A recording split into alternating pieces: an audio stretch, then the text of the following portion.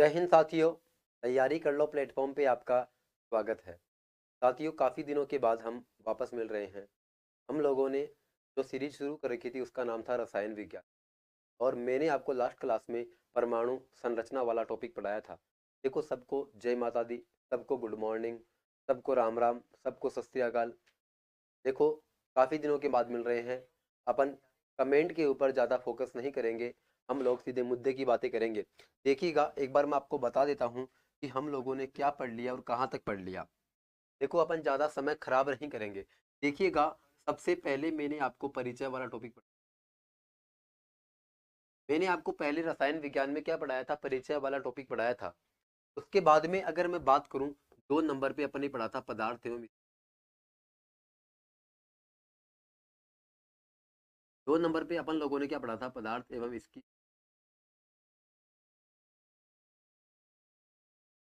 अगर मैं 3 नंबर के टॉपिक की बात करूँ तो 3 नंबर का टॉपिक है मेरे पास तत्व, यौगिक व मिश्रण।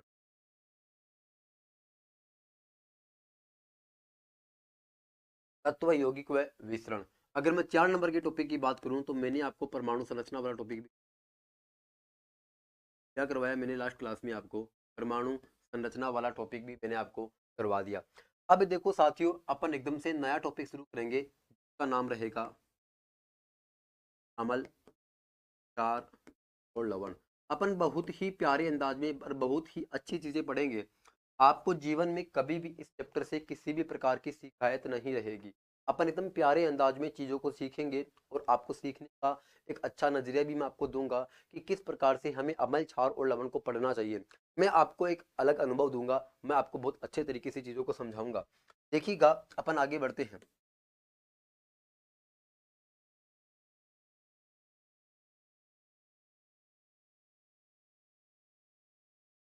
देखो, अपन देखो ज़्यादा समय नहीं लेते हैं। देखो, सबको गुड मॉर्निंग, सबको राम राम,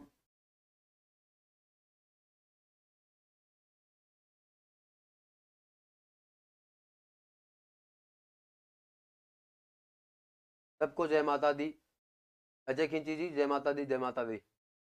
आप ज़्यादा कमेंट पर फोकस ना करें, आप केवल सामने क्लास के अंदर फोकस करें। देखो, मुझे पता है आप कमेंट के ऊपर जितना ज़्यादा फोकस करोगे, मैं आपकी कमेंट को पढ़ूंगा, अपना दोनों का समय खर्च होगा। तो आप कोशिश कीजिएगा, आप केवल और केवल बोर्ड पर फोकस करें, ठीक है? देखो, अपन ज़्यादा समय नहीं लेते हैं और अपन एकदम प्यारा सा टॉपिक पढ़ते हैं। इसका नाम है अमल, क्षार और लवण।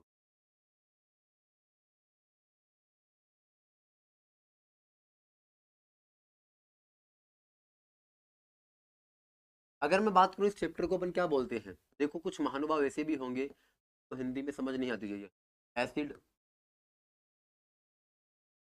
बेस,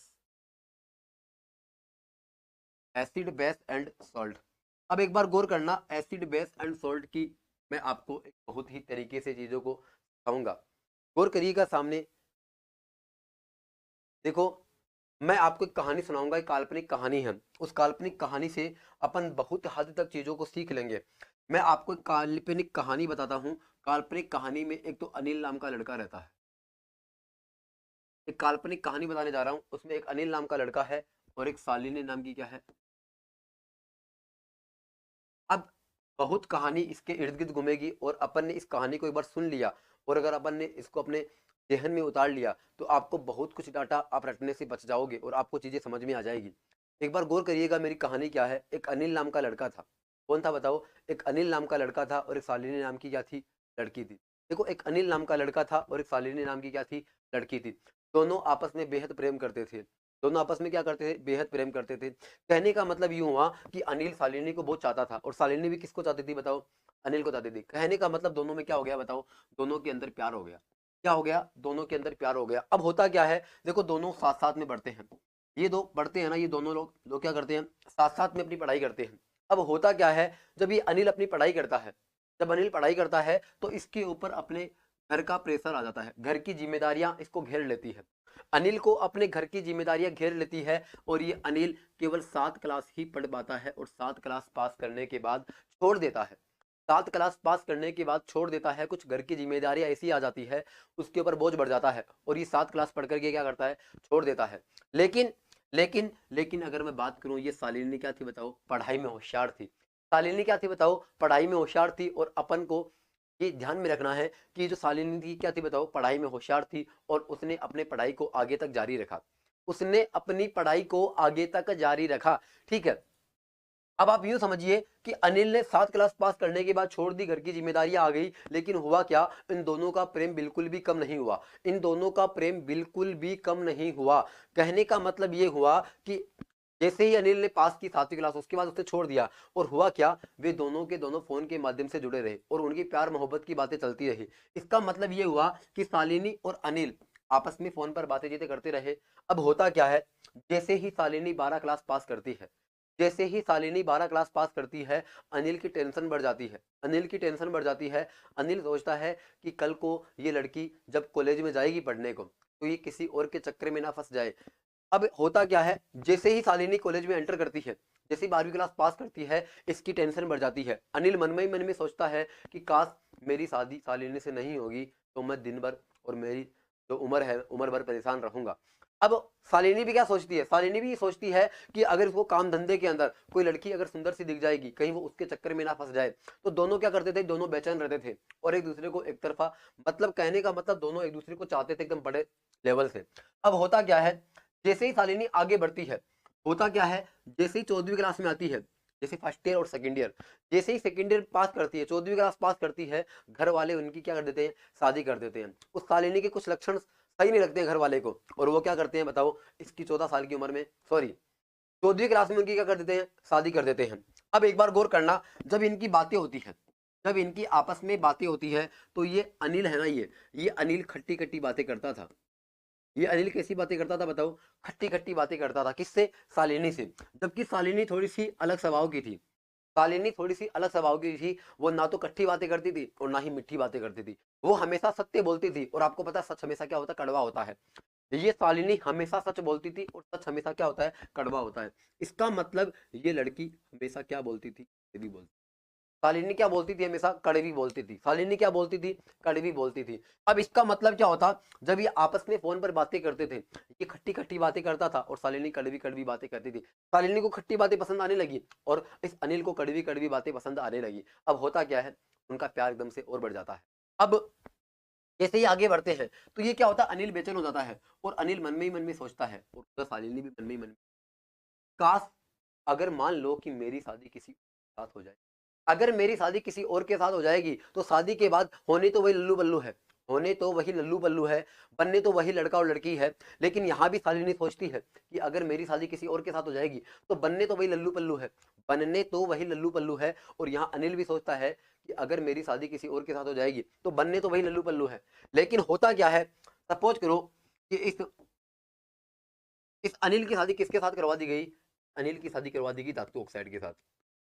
करवाई नहीं गई है, ये सोच रहा है कि अगर मान लो कि मेरी शादी किसी और के साथ करवाएंगे, और ये अपने मन में ख्वाब देख रहा है कि अगर गलती से मेरी शादी धातु ऑक्साइड के साथ करवा देंगे, तो परिणाम कुछ और आएगा। और इधर अगर मैं इधर बात करूं किसकी, अगर मैं इधर बात करूं शालिनी की, तो शालिनी मन में सोचती है कि अगर मेरी शादी अधातु ऑक्साइड के साथ करवा दी जाएगी, किसके साथ बताओ, अधातु ऑक्साइड के साथ करवा दी जाएगी, अगर मेरी शादी अधातु ऑक्साइड के साथ करवा दी जाएगी, तो बनने तो वही लल्लू पल्लू है। इसका मतलब अगर मैं बात करूं, इसका परिणाम क्या निकलेगा, इसका परिणाम में निकलेगा लवण प्लस, क्या बनेगा, लवण प्लस जल। लेकिन अगर मानिएगा एक बार आप, अगर मान लो कि इस अमल की शादी, इस अनिल की शादी किससे करवा देंगे, धातु ऑक्साइड से, क्या बनेगा, लवण प्लस जल। अगर मैं इधर बात करूं, अगर मैं इधर बात करूं, अगर इस शालिनी की शादी किससे करवा दी जाएगी, अधातु ऑक्साइड से, तो क्या बनेगा, लवण प्लस जल। क्या बनेगा साथियों, लवण प्लस जल बनेगा। इसका मतलब बनना तो लवण प्लस जल है, यहां भी बनना क्या, लवण प्लस जल है। लेकिन ये अपने जीवन में हमेशा क्या रहेंगे, ये हमेशा अपने जीवन में क्या रहेंगे बताओ, परेशान रहेंगे। ये हमेशा अपने जीवन में क्या रहेंगे, परेशान रहेंगे, बेचैन रहेंगे। जब वो एक गलियों से गुजरेंगे, कभी मार्केट से गुजरेंगे, और जब उनकी पलकें एक दूसरे पर गिरेगी, तो उनको हमेशा ये एहसास होगा कि काश मुझे शालिनी मिल जाती, और शालिनी सोचती काश मुझे अनिल मिल जाता। अब देखो दोनों जीवन भर बेचैन रहेंगे, तो अपन ये चाहते हैं कि वो बेचैन भी ना रहे, और उन दोनों की शादी अगर अपन एक साथ करवा दे, तो बनने तो वही है अपने पास, बनने तो वही लल्लू पल्लू है। लेकिन वो क्या हो जाएंगे, जीवन भर परेशान नहीं रहेंगे। वो जीवन भर क्या नहीं रहेंगे बताओ, वो जीवन भर परेशान नहीं रहेंगे, और आपको पता है बनने तो वही लड़का और लड़की है, बनने तो वही लवण प्लस जल है। अब होता क्या है, जब अनिल की शादी शालिनी से करवा दी जाएगी, जब अनिल की शादी शालिनी से करवा दी जाएगी तो क्या बनेगा, बनेगा तो वही लवण प्लस जल।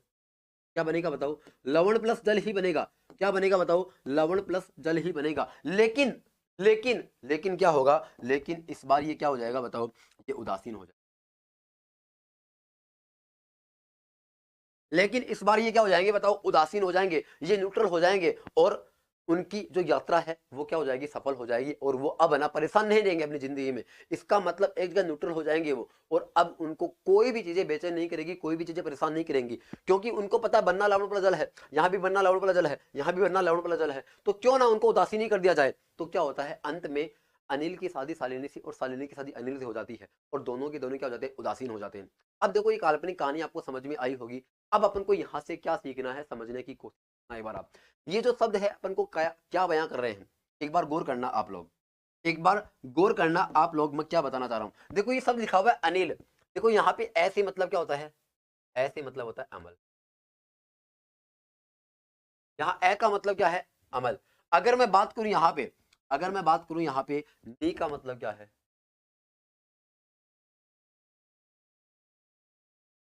अगर मैं बात करूं यहाँ पे ल का मतलब क्या है,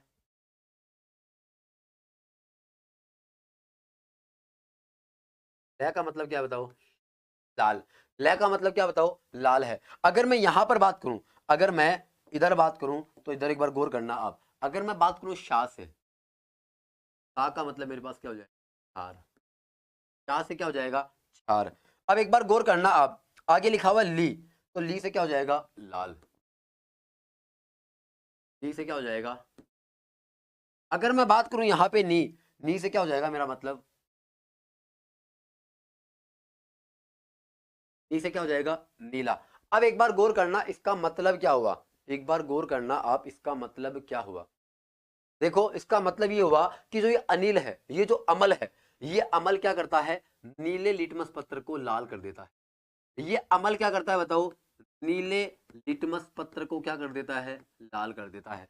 अमल नीले लिटमस पत्र को क्या करता है, लाल करता है, जबकि क्षार क्या करता है, लाल लिटमस पत्र को नीला कर देता है। क्षार क्या करता है, क्षार लाल को नीले में बदलता है, जबकि अमल नीले को लाल में बदलता है। इसका मतलब ये अनिल और शालिनी का मतलब आपको समझ में आया होगा। इस नाम से अपन को क्या संदेश मिल रहा है, आपको यहाँ पे चीजें समझ में आई होगी। फिर मैंने आपको क्या बताया कि अनिल 7 क्लास पास करता है, इसका मतलब ये होता है कि जो अमल होता है, इस अमल की जो पीएच वैल्यू होती है वो कितनी, 0 से, इसका मतलब लगभग 7 होती है। इसका मतलब 0 से लगभग 7 के बराबर किसका होता है, अमल की रेंज होती है। इसका मतलब अमल की पीएच वैल्यू कितनी होती है, 0 से 6.999। अगर मैं बात करूं क्षार की पीएच वैल्यू कितनी होती है, ये 14 किसको बताता है, ये बताता है 7 इसकी जो पीएच वैल्यू कितनी होती है, इसकी क्षार की 7.1 से कितनी होती है, 14 तक होती है। अब एक बार गौर करना, अगर ये उदासीन हो गए हैं तो इनकी पीएच वैल्यू कितनी हो जाएगी, इनकी पीएच वैल्यू कितनी हो जाएगी बताओ, एकदम से 7 हो जाएगी, कितनी हो जाएगी, 7 हो जाएगी। अब एक बार गौर करना आप, जब अनिल की अभिक्रिया धातु ऑक्साइड से, इसका मतलब जब अमल की अभिक्रिया, जब अमल की अभिक्रिया धातु ऑक्साइड से करवाएंगे तो क्या बनेगा, लवण प्लस जल बनेगा। क्या बनेगा, लवण प्लस जल बनेगा। अगर मैं यहां पर बात करूं, अगर मैं यहां पर बात करूं कि क्षार की अभिक्रिया जब अधातु ऑक्साइड से करेंगे तब अभी क्या बनेगा, लवण प्लस जल बनेगा। अगर मैं यहां पर बात करूं, अगर अमल की अभिक्रिया, अगर अमल की अभिक्रिया किससे करेंगे अपन, क्षार से करेंगे, तो क्या बनेगा मेरे पास, लवण प्लस जल बनेगा। क्या बनेगा मेरे पास, लवण प्लस जल बनेगा। इसका मतलब क्या होता है, यहां भी लवण प्लस जल बन रहा है, यहां भी लवण प्लस जल बन रहा है, यहां भी लवण प्लस जल बन रहा है। लेकिन हो क्या रहा है, यहाँ पर ये उदासीन नहीं है, यहाँ पर ये उदासीन नहीं है, यहाँ पर ये क्या हो जाएंगे बताओ, उदासीन हो जाएंगे। अब आपके पेपर में आएगा कि अमल की अभिक्रिया क्षार से करवाने पर कौन सी अभिक्रिया बनती है, इस अभिक्रिया का नाम क्या होता है, इस अभिक्रिया का नाम होता है उदासीनीकरण अभिक्रिया। इस अभिक्रिया का नाम क्या होता है साथियों, उदासीनीकरण अभिक्रिया होता है। इसका मतलब ये काल्पनिक कहानी आपको समझ में आई होगी जो मैंने आपको यहाँ पे समझाई है। अब एक बार गौर करना आप कि ये जो अपने पास कहानी है, इस कहानी से अपनी बहुत कुछ चीजें समझ में आ गई है। अब अपन आगे बढ़ते हैं नेक्स्ट स्लाइड की ओर। अब देखो, अब मैं एक नंबर पे शुरू कर देता हूं, क्या, अमल।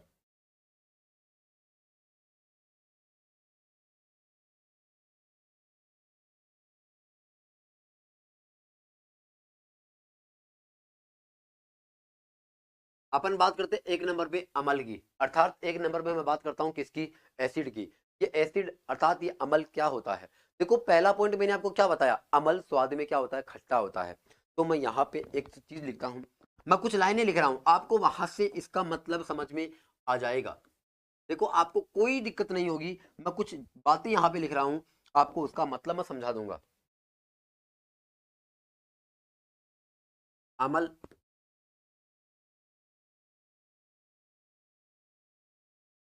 लैटिन भाषा के एक शब्द,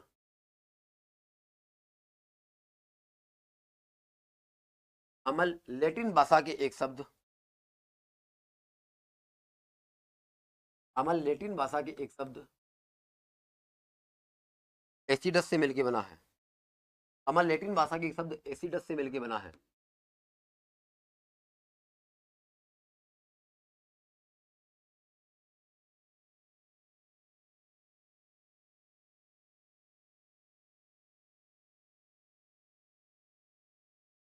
इसका शाब्दिक अर्थ है,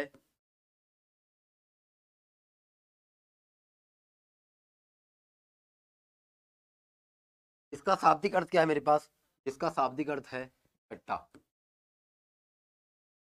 इसका शाब्दिक अर्थ क्या है मेरे पास, खट्टा है। अर्थात अमल स्वाद में क्या होते हैं, खट्टे होते हैं। अर्थात अमल स्वाद में क्या होते हैं, खट्टे। अब दो नंबर के पॉइंट की बात करता हूं। देखो दो नंबर का पॉइंट क्या कहता है, अमल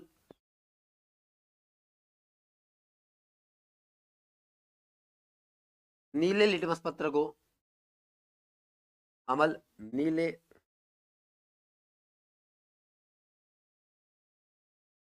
लिटमस पत्र को, अमल नीले लिटमस पत्र को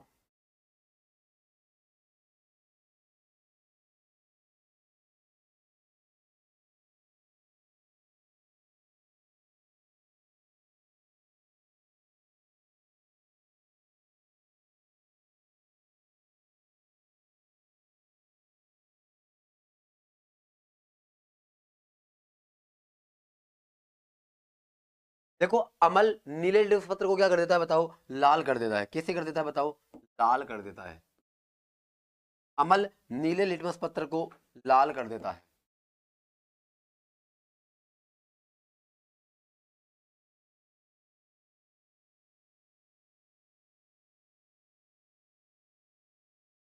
अगर मैं तीन नंबर के पॉइंट की बात करूं,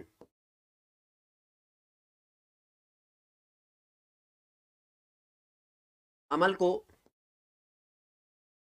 जल में घोलने पर, अमल को जल में घोलने पर हाइड्रोनियम आयन प्राप्त होता है।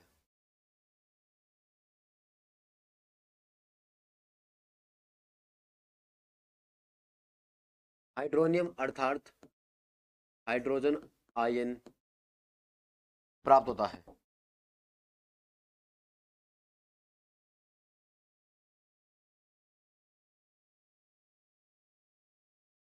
अब इसका मतलब क्या है, इसका मतलब क्या है वो समझने की कोशिश करना कि इसका मतलब क्या है। गौर करिएगा, मेरे पास एक अमल है जिसका नाम है HCl। क्या नाम है, HCl। अगर मान लो मैं इसको जल में घोलता हूँ, इसको मैं किस में घोलता हूँ बताओ, जल में घोलता हूँ, मेरे पास ये क्या बनेगा, एक बार गौर करना आप। ये HCl है, ये मेरे पास क्या है, H2 है। अगर मैं इसको जल में घोलूंगा तो मेरे पास इधर बनेगा ये H3O, यहाँ पे प्लस। अगर मैं यहां पर बात करूंगा तो क्या बन जाएगा, Cl माइनस। क्या बन जाएगा, Cl माइनस। अब एक बार गौर करना आप, एक बार गौर करना, यहां पे जो मेरे पास ये आया है, यहाँ पे जो मेरे पास ये आया है, इसको अपन क्या बोलते हैं, हाइड्रोनियम आयन बोलते हैं। इसी को अपन क्या बोलते हैं, हाइड्रोनियम आयन बोलते हैं। इसका मतलब HCl प्लस H2O को जोड़ने पर H3O प्लस बनता है। इसी को अपन क्या बोलते हैं, हाइड्रोनियम आयन बोलते हैं। कईयों में क्या होता है, ये H प्लस Cl अलग हो जाएगा। जैसे मैं यहाँ पे लिख देता हूँ इक्वेशन, HCl प्लस H2O। अब इसमें क्या होगा, इसमें ये होगा कि इसमें H प्लस और प्लस Cl माइनस ऐसे। अब ये क्या हो जाएगा, यहाँ पे पानी गर्म होकर के उड़ जाएगा। पानी गर्म होकर के क्या हो जाएगा, उड़ जाएगा, केवल HCl बचेगा। और HCl में क्या हो जाएगा, H प्लस Cl माइनस आएगा। तो यहाँ पे एक बार गौर करिएगा आप, यहाँ पे क्या बन रहा है, यहाँ पे तो मेरे पास बन रहा है हाइड्रोजन आयन, और यहाँ पे मेरे पास क्या बन रहा है, हाइड्रोनियम आयन। इसका मतलब ये होता है, अम्ल को जल में घोलने पर हाइड्रोनियम आयन अर्थात हाइड्रोजन आयन प्राप्त होता है। अब अपन चलते हैं अगले पॉइंट के ऊपर। अगला पॉइंट अपन को क्या कहता है। चलो अपन नेक्स्ट स्लाइड पर चलते हैं, नहीं तो इसको अपन थोड़ा और छोटा कर लेते हैं।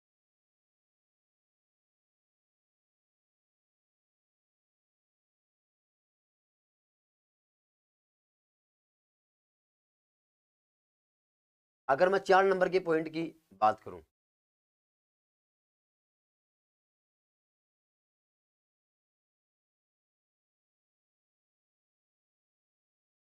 अमल की पीएच परास कितनी होती है? अमल की पीएच परास होती है 0 से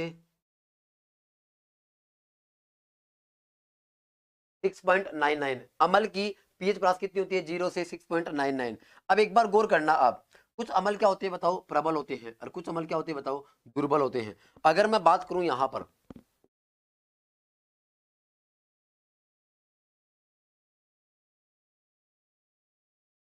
प्रबल अमल की पीएच परास, प्रबल अमल की पीएच परास कितनी होती है बताओ? 0 से, प्रबल अमल की पीएच परास कितनी होती है? 0 से 3। अब आपको कोई पूछेगा कि प्रबल अमल कौन कौन सी होती हैं, आपको पूछ सकते हैं कि प्रबल अमल कौन कौन सी होती हैं। अपन को लिखना H2SO4, अपन को लिखना HCl, अपन को लिखना क्या लिखना है? HNO3। इसका मतलब ये मेरे पास क्या हो जाएगा बताओ? ये मेरे पास हो जाएगा प्रबल अमल। अब कोई आपसे पूछेगा कि दुर्बल अमल कौन से होती हैं, दुर्बल अमल की पीएच रेंज कितनी होती है, तो आपको क्या करना है? दुर्बल की मैं यहां पे लिख देता हूं।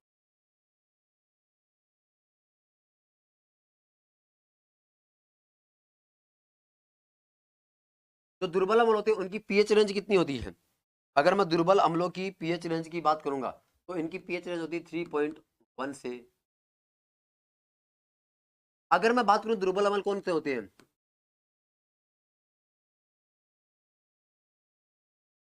प्रबल अम्ल को छोड़ करके सारे क्या होते हैं? दुर्बल होते हैं। प्रबल अम्ल को छोड़ करके सारे, प्रबल अमल को छोड़ करके सारे अमल क्या होते हैं मेरे पास?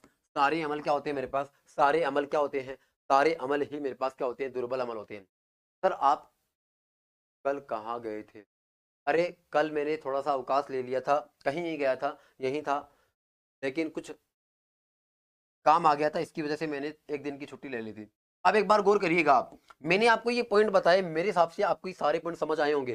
पहला क्या बताया कि अमल लेटिन भाषा के शब्द एसिडस से मिलकर बना है, जिसका अर्थ क्या होता है? खट्टा। 2 नंबर का, अमल नीले लेटेक्स पत्र को क्या कर देता है? लाल। तीसरा, अमल को जल में घोलने पर हाइड्रोनियम आयन या हाइड्रोजन आयन प्राप्त होता है।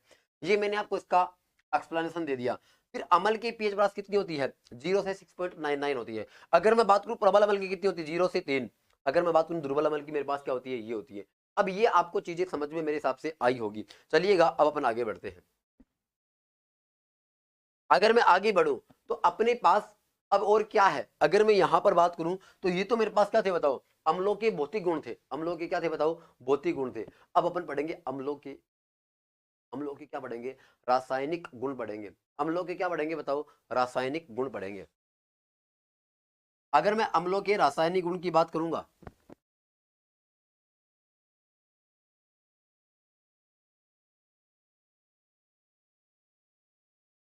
अम्लों के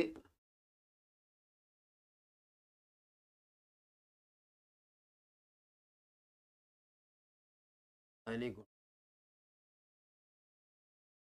अम्लों के रासायनिक गुण की बात करता हूं तो अम्लों के रासायनिक गुण में पहला क्या है मेरे?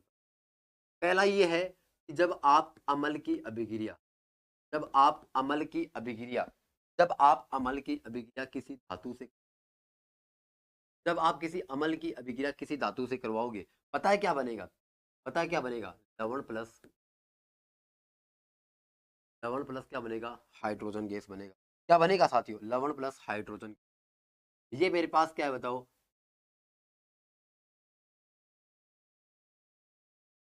अब अगर मैं बात करूं इसके एग्जाम्पल मेरे पास क्या है, अपने पास एग्जाम्पल भरे पड़े हैं, मैं एक बार आपको दिखा देता हूं कौन सा है। सपोज करो कि मैंने अमल ले लिया HCl, क्या ले लिया? HCl, और मैंने यहाँ कैल्शियम धातु ले ली। अगर मैं बात करूं आगे जाकर के तो ये क्या बनेगा? लवण प्लस हाइड्रोजन गैस बनेगा। सर अमल का मान कैसे मापते हैं? देखो अमल का मान अपन पीएच स्केल से मापते हैं। एक होता है पैमाना जिसको अपन बोलते हैं पीएच पैमाना। उस पीएच पैमाने से अपन को ये पता चलता है कि कोई पदार्थ कितना अम्लीय है और कोई पदार्थ कितना क्षारीय है। वो पीएच पैमाना अपन जल्द ही पढ़ने वाले हैं। देखो पीएच पैमाना, जैसे आपने देखा होगा कि अपन घरों में एक स्केल काम में लेते हैं। वो स्केल क्या होती है, अपनी लंबाई नापने के काम आती है। सपोज करो कि मान लो कि ये मेरे पास क्या है, एक रिमोट है, और ये मेरे पास क्या है, स्केल है। अगर मैं इसको ऐसे मापूंगा तो मुझे पता चल जाएगा कि ये लगभग 15 सेंटीमीटर का है, या फिर लगभग ये 18 सेंटीमीटर का है। इसका मतलब अपन को पता चल जाएगा ये। इसको मतलब किससे पता चला, इस पैमाने से। उसी प्रकार से एक पैमाना होता है जिसका नाम होता है पीएच पैमाना। क्या होता है साथियों, पीएच पैमाना। उस पीएच पैमाने का काम क्या होता है, वो किसी भी पदार्थ की अम्लता या क्षारीयता की जांच करता है कि वो पदार्थ कितना अम्लीय है या फिर कितना क्षारीय है, अर्थात वो कितना खट्टा है, अर्थात वो कितना कड़वा है। ये बातें अपन को बताती हैं। अब एक बार गौर करना इस एग्जांपल पर। जब हाइड्रोक्लोरिक अम्ल को अपन कैल्शियम धातु में जोड़ेंगे तो क्या बनता है, लवण प्लस जल बने। अब यहाँ पे हाइड्रोजन गैस तो आएगी है, यहाँ पे क्या आएगा, हाइड्रोजन। सर हम साइंस की, एक बार गौर करना यहाँ पे देखो। कविता जी, आप पूछ रहे हो कि साइंस की कौन सी बुक ले। देखिएगा, साइंस की सारी बुकें अच्छी आती है।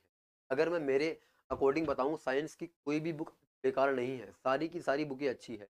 लेकिन आपको क्या देखना है, जब आप किसी मार्केट में जाओ बुक को खरीदने के लिए, तो आपको क्या करना है, कुछ ऐसी ऑब्जेक्टिव किताबें लेनी है। क्योंकि आपको पता, थ्योरी तो मैं यहाँ पे आपको पढ़ा ही रहा हूँ, थ्योरी में आपको कोई दिक्कत नहीं है और नहीं आने दूंगा मैं। ठीक है, आपको क्या करना है, एक ऑब्जेक्टिव किताब लेके आनी है, क्योंकि अपने पेपर में ऑब्जेक्टिव ही आएंगे। अब आप ऑब्जेक्टिव किताब लेकर के आओगे ना, तो वहां पे देखना कि वहां पे जो सवाल होंगे ना, वो टॉपिक वाइज होने चाहिए। जैसे अपने पदार्थ एवं अवस्था पढ़ा, तो पदार्थ एवं अवस्था के कम से कम 40-50 सवाल उस किताब में होने चाहिए।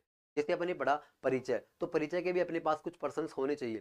फिर अपने पढ़ा परमाणु संरचना, तो परमाणु संरचना के भी इतने ही पर्सन्स होने चाहिए। जैसे मैं बात करूं अपने पास तत्व यौगिक और मिश्रण, तो उसके भी काफी हद तक पर्सन होने चाहिए। तो आपको ऐसी किताब मार्केट में देख करके लानी है। राइटर से अपन को कोई मतलब नहीं है, पब्लिकेशन से अपन को कोई मतलब नहीं है, समझ गए आप। अपन को कोई मतलब नहीं किसी से। जहाँ पे अच्छा कंटेंट मिलता है वो कॉपी आप उठा करके ले आइए और उसको बार बार पढ़िए। एक ही किताब पढ़नी है बार बार, आपका डेफिनेटली सिलेक्शन हो जाएगा। देखिएगा, अब यहाँ पे देखो क्या बन रहा है, हाइड्रोजन गैस बन रही है। अब एक बार यहाँ पर फोकस करिए आप, अपन एकदम आराम आराम से पढ़ेंगे। यहाँ पे हाइड्रोजन कितना है, एक। यहाँ पे हाइड्रोजन कितना है, एक। लेकिन यहाँ, अब ऐसा तो हो नहीं सकता है ना कि यहाँ पे जितनी हाइड्रोजन होंगे ना, उधर भी उतने ही हाइड्रोजन बने। ये हमेशा याद रखना। इसका मतलब यहाँ पर एक ही है, तो आगे कितना, आगे कितना लगा देता हूँ, दो लगा देता हूँ। अब एक बार गौर करना, यहाँ पे हाइड्रोजन दो और यहाँ पर भी हाइड्रोजन दो। अब देखो इसके अलावा जो कुछ भी बताया ना, वो आप यहाँ पे उतार। यहाँ पर क्या बचा है, सी ए, और यहाँ पे क्या बचा है, सी एल, और दो बचा है। इसका मतलब मैं इसको क्या बन गया, सी ए सी एल टू। अगर मैं बात करूँ, ये मेरे पास क्या है,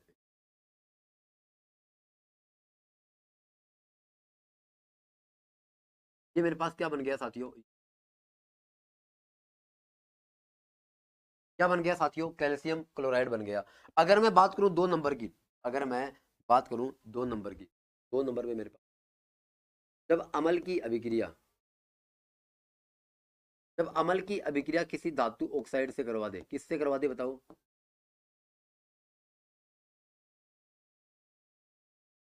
जब अमल की अभिक्रिया किसी धातु ऑक्साइड से करवा देंगे तो क्या बनेगा। जब अमल की अभिक्रिया किसी धातु ऑक्साइड से करवा दी जाए तो क्या बनेगा।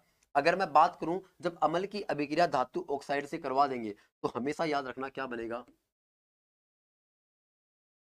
लवण प्लस, क्या बनेगा, लवण प्लस जल बनेगा। क्या बनेगा साथियों, लवण प्लस जल बनेगा। अब एक बार गौर करना आप, ये जो लवण प्लस जल बन रहा है ना, एक बार अपन देख लेते हैं कि वास्तव में लवण प्लस जल बनता है या फिर कुछ और बनता है।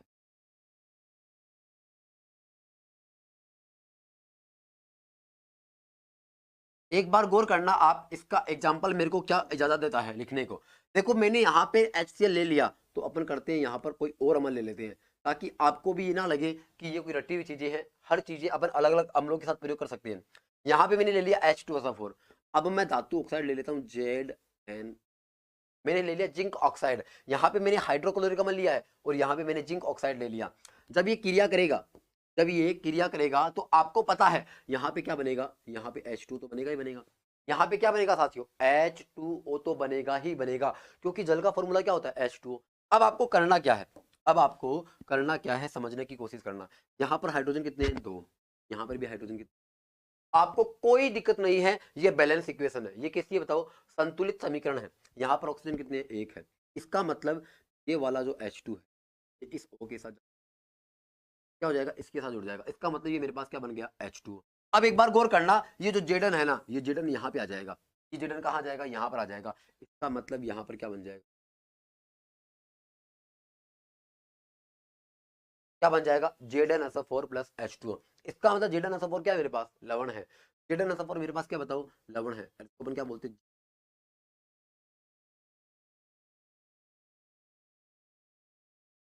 क्या बोलते हैं बताओ, जिंक सल्फेट बोलते हैं। इसका मतलब आपको दो भी समझ में आया होगा। अपन पढ़ रहे हैं अम्लों के रासायनिक गुण, कि ये रासायनिक क्रियाएं कैसे करता है। मेरे हिसाब से आपको दोनों पॉइंट समझ में आए होंगे। अब मैं बात करता हूँ 3 नंबर के पॉइंट की, अब मैं बात करता हूँ 3 नंबर के पॉइंट की। आप मुझे इजाजत दीजिए, मैं आपको 3 नंबर का पॉइंट बहुत ही अच्छे तरीके से बताऊंगा। देखिएगा 3 नंबर का पॉइंट क्या कहता है।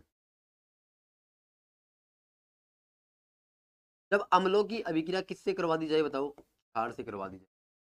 जब अम्लों की अभिक्रिया किससे करवा दी जाए, क्षार से, तो क्या बनेगा, क्या बनेगा बताओ, लवण प्लस, क्या बनेगा साथियों, लवण प्लस जल बनेगा। क्या बन जाएगा, लवण प्लस जल बनेगा। क्या बनेगा साथियों, लवण प्लस जल बनेगा। अब एक बार गौर करना आप, एक बार इस इक्वेशन को गौर से देखना। एक बार आप जब आप गौर से देखोगे तो आपको पता चलेगा, यहाँ पर इस इक्वेशन को अपन रासायनिक, इसी इक्वेशन को अपन क्या बोलते हैं,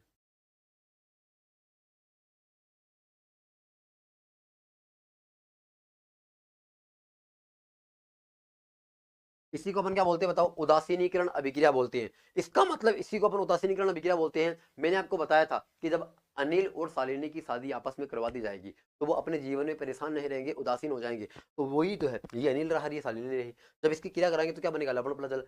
इस अभिक्रिया का नाम क्या है मेरे पास, इस अभिक्रिया का नाम है उदासीनीकरण अभिक्रिया। अब एक बार गौर करना आप लोग,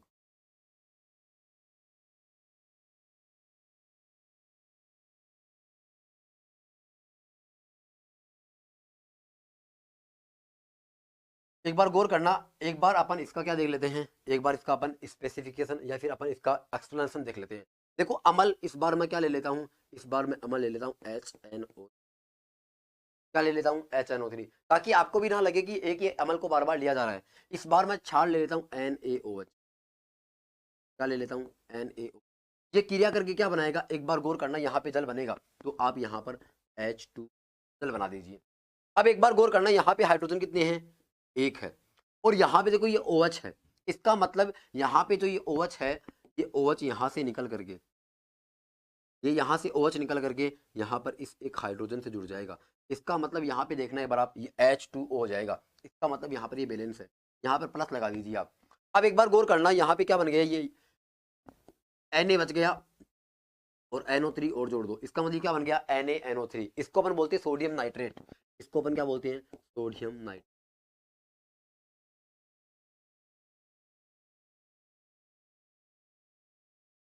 क्या बोलते हैं साथियों, सोडियम नाइट्रेट बोलते हैं। इसका मतलब मेरे पास यहाँ पे क्या आ गया, सोडियम नाइट्रेट आ गया। अब इसका मतलब आपको समझ में आया होगा, यहाँ पर भी लवण प्लस जल बन रहा था, यहाँ पर भी लवण प्लस जल बन रहा था। अब एक चीज गौर करना आप लोग, यहाँ पर भी अमल और यहाँ पर भी अमल, अमल और अमल आपस में कट जाए। यहाँ पर भी लवण और यहाँ पर भी लवण, लवण प्लस लवण क्या हो जाएगा, कट जाएगा। यहाँ पर भी जल और यहाँ पर भी क्या हो जाएगा, जल। इसका मतलब ये भी कट जाएगा। इसका मतलब मैं ये कह सकता हूँ कि जितने भी धातु ऑक्साइड है वो क्या कहलाएंगे, क्षार कहलाएंगे। इसका मतलब मैं यहाँ पर एक लाइन लिख रहा हूँ नोट लगा करके, आपको याद रखनी है बहुत, नोट लगा करके।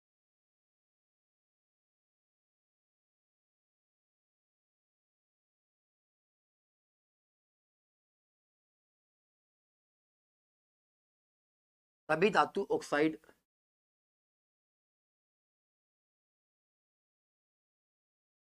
क्षारीय प्रकृति के होते हैं। सभी धातु ऑक्साइड क्या होते हैं बताओ, क्षारीय प्रकृति के। अब एक बार गौर करना, यहाँ पर ये क्या है, ये धातु ऑक्साइड है और यहाँ पे ये क्या है, क्षार है। इसका मतलब सभी धातु ऑक्साइड किस प्रकृति के होते हैं, क्षारीय प्रकृति के होते हैं। क्या हो जाएगा बताओ, ये क्षारीय प्रकृति का हो जाएगा। अब मैं आपको पहले बता रहा हूँ, ये पॉइंट आपको याद रखना है, बहुत इंपॉर्टेंट पॉइंट है। सभी धातु ऑक्साइड क्या कहलाते हैं बताओ, क्षारीय प्रकृति। सभी धातु ऑक्साइड किस प्रकृति के कहलाएंगे बताओ, क्षारीय प्रकृति के कहलाएंगे। इसका मतलब आपको पता होना चाहिए कि अपने पास CaO क्या है बताओ, क्षार है। CaO मेरे पास क्या है, क्षार है, क्योंकि ये धातु है और ये क्या है मेरे पास ऑक्सीजन है। इसका मतलब ये धातु ऑक्साइड है, ये मेरे पास क्या आ जाएगा, क्षार आ जाएगा। क्या आ जाएगा साथियों, क्षार आ जाएगा। इसी प्रकार से अगर मैं बात करूं, अगर अपने पास और भी है जैसे Fe, H2O3। अगर मैं बात करूं Fe4, देखो ये मेरे पास क्या हो जाएगा, ये मेरे पास आपको पता होगा ये भी मेरे पास ऑक्साइड ही है। अगर मैं और बात करूं आगे, जैसे मैं बात करूं और अपने पास जैसे barium oxide BaO, MgO magnesium oxide, ये भी मेरे पास क्या है बताओ, मतलब सारे के सारे धातु ऑक्साइड है। ये भी धातु, ये भी धातु, ये भी धातु, ये भी धातु, ये भी धातु, इसका मतलब सारे के सारे धातु ऑक्साइड है। इसका मतलब सभी धातु ऑक्साइड क्या होते हैं, क्षारीय प्रकृति के होते हैं। लेकिन कुछ अपवाद है, लेकिन कुछ अपवाद है अपने पास, याद रखना। एडन और एल्यूमिनियम, एडन और एल्यूमिनियम के ऑक्साइड किस प्रकृति के होते हैं बताओ, वह प्रकृति के होते हैं। इसका मतलब जिंक ऑक्साइड और एल्यूमिनियम ऑक्साइड ये होते तो धातु ऑक्साइड है, लेकिन ये धातु ऑक्साइड है तो इसको क्षारीय होना चाहिए। लेकिन ये क्षार के साथ साथ क्या होता है, ये क्षार के साथ साथ क्या होता है, अम्लीय भी होता है। ये आपको याद रखना है। इसका मतलब ये क्या होता है, उभयधर्मी प्रकृति का होता है। चलिएगा मैं आपको आगे लेकर के, अब एक बार गौर करना आप, 4 नंबर का पॉइंट और बता देता हूँ, उसके बाद में अपन आगे बढ़े। जब अमल की अभिक्रिया किससे करवा दी जाए बताओ, धातु कार्बोनेट से करवा दी जाए बताओ, धातु कार्बोनेट से करवा दी जाए, तो क्या बनेगा मेरे पास, तो क्या बनेगा, जब अमल की अभिक्रिया किसी धातु कार्बोनेट से करवा दी जाए तो क्या बनेगा मेरे पास, हमेशा बनेगा क्या, मेरे पास बनेगा लवण प्लस जल, क्या बनेगा, लवण प्लस जल प्लस CO2 गैस बनेगा। अब एक बार गौर करना आप लोग, ये अमल प्लस धातु कार्बोनेट है। अपन कोई भी एग्जांपल ले लेते हैं XYZ, आपको कोई भी तकलीफ में नहीं आने दूंगा। सपोज करना इस बार मैंने यहाँ पे ले लिया H2, क्या ले लिया H2SO4, मैंने यहाँ पे क्या ले लिया, यहाँ पे ले लिया मैंने कैल्शियम कार्बोनेट, क्या ले लिया मैंने कैल्शियम कार्बोनेट, क्योंकि धातु कार्बोनेट नहीं है तो कैल्शियम कार्बोनेट मैंने यहाँ पे ले लिया। अब देखो क्या बनेगा, लवण प्लस जल प्लस CO2 बनेगा। यहाँ पे आप पहले तो और यहाँ पर आप क्या बना, अब एक बार बैलेंस करिएगा, एक बार आप बैलेंस करना कि ये बैलेंस है क्या। एक बार गौर करना आप लोग, आपको कहीं कोई दिक्कत नहीं आएगी।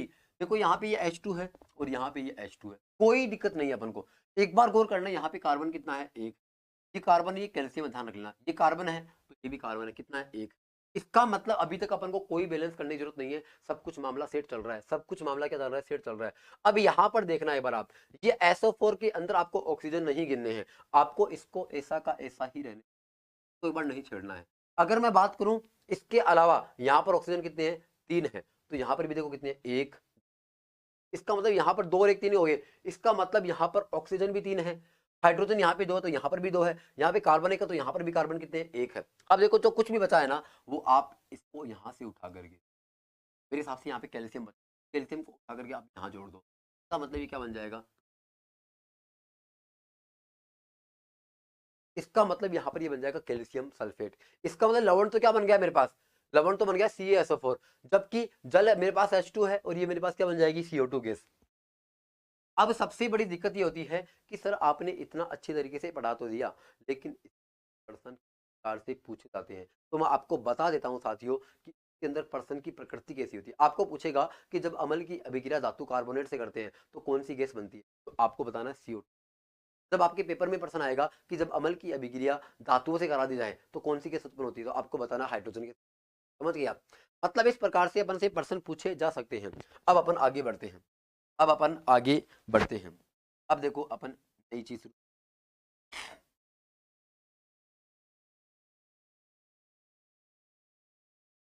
अब अपन बात करते हैं किसकी, अम्लों के उपयोग की।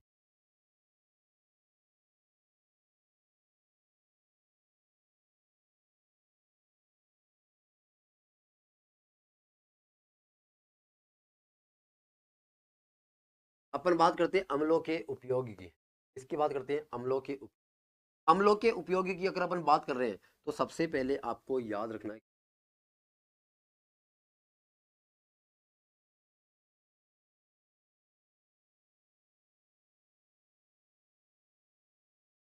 सल्फ्यूरिक अम्ल। सबसे पहले आपको याद रखना है क्या, सल्फ्यूरिक।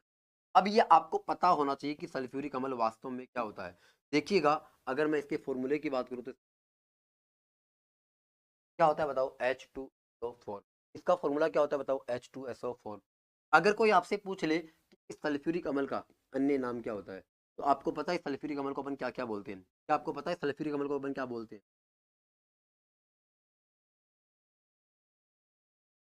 आपको पता है सल्फ्यूरिक अम्ल को अपन क्या क्या बोलते हैं? इस सल्फ्यूरिक अम्ल को अपन बोलते हैं,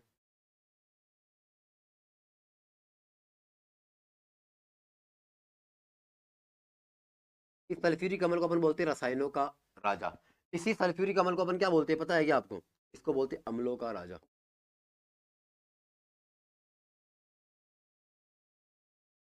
इसको अपन क्या बोलते हैं? अम्लों का राजा। अगर आपसे पूछे कि और अपन इसको क्या बोलते हैं, इसको बोलते हैं बैटरी का तेल।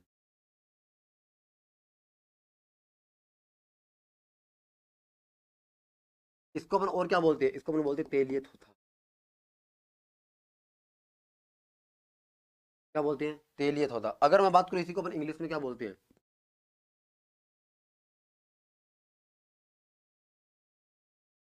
ऑयल ऑफ, अपन क्या बोलते हैं? ऑयल ऑफ विट्रोल बोलते हैं। क्या बोलते हैं? ऑयल ऑफ विट्रोल बोलते हैं। रसायनों का राजा, अम्लों का राजा, बैटरी का तेल तेलियत होता। ये अपने पास क्या है, अलग अलग इसके नाम थे। अब एक बार गौर करना, अगर मैं बात करूं रसायनों के अंदर जो सबसे ज्यादा खतरनाक है, रसायनों के अंदर अगर कोई सबसे ज्यादा खतरनाक है तो अपने पास क्या बताओ? H2SO। इसीलिए इसको अपन क्या बोलते हैं? राजा बोलते हैं। अगर अम्लों में कोई खतरनाक है तो सबसे ज्यादा क्या है? यही है। तो इसको अपन क्या बोलते हैं? अम्लों का राजा बोलते हैं। अगर मैं बात करूं, अगर रसायनों के अंदर भी अगर अपन बात करें सारे जितने भी रसायन है उसके अंदर अगर अपन बात करें सबसे खतरनाक क्या है? ये H2SO4 ही है। इसका प्रभाव सबसे ज्यादा होता है, इसीलिए इसको अपन क्या बोलते हैं? H2SO4 बोलते हैं। अब आपने देखा होगा कि आपने इस प्रकार की कोई बैटरी, प्रकार की जो बैटरी होती है के अंदर दो टर्मिनल्स होते हैं। अब इसके अंदर आपने देखा होगा कि इसके अंदर एक पानी भरा होता है। इस पानी के अंदर एक पदार्थ मिला होता है और इसका नाम क्या होता है बताओ? इसका नाम होता है H2SO4। बैटरी के अंदर हमेशा क्या होता है? बैटरी के अंदर हमेशा H2SO4 रहता है। तो आप पानी देखते हो ना, उस पानी में क्या होता है? H2SO4 होता है। अब ये जो H2SO4 होता है इसी को अपन क्या बोलते हैं? बैटरी का तेल बोलते हैं। तो बैटरी चलती है ना, वो H2SO4 से ही चलती है, पानी से नहीं चलती है। पानी के अंदर H2SO4 होता है, उस H2SO4 से क्या करती है? ये बैटरी चलती है, इसलिए इसको अपन क्या बोलते हैं? बैटरी का तेल बोलते हैं। इसी बैटरी के तेल का अन्य नाम क्या है? तेलित होता। तो अपन इंग्लिश में क्या बोलते हैं? ऑयल ऑफ विट्रॉल बोलते हैं। इसका मतलब यहाँ पर आपको समझ में आया होगा। चलिएगा, अब हम आपको आगे, अगर मैं बात करूँ इसका यूज कहाँ होता है, अगर कोई आपसे पूछे कि इसका use कहाँ होता है, तो इसका पहला यूज क्या है? इसका पहला यूज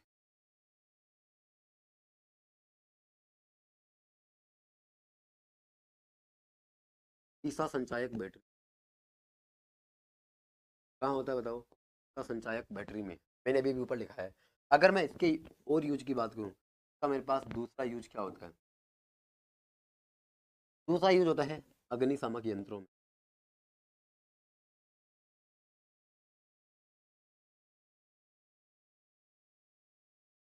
इसका दूसरा यूज कहाँ होता है बताओ? अग्निशामक यंत्रों में। कहाँ होता है साथियों?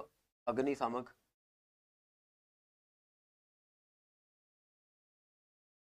अगर मैं इसके दूसरे उपयोग की बात करूँ तो इसका दूसरा उपयोग क्या होता है बताओ? अग्निशामक यंत्रों में। अगर मैं उसके बाद में बात करूँ 3 नंबर पे, इसका और उपयोग कहाँ है? इसका इस सल्फ्यूरिक अम्ल का तीसरा संचय बैटरी में, अग्निशामक यंत्रों में। आपने देखा होगा कि जो अपने पास धातु होते हैं उन धातुओं में क्या होता है बताओ? अयस्क होते हैं। इसका मतलब क्या होता है? जो धातु के अयस्क होते हैं उसको अलग करने के लिए भी किसका प्रयोग किया जाता है? इसी का प्रयोग किया जाता है। तो मैं ये लिखूंगा कि धातुएं होती है अयस्क के निकालन में,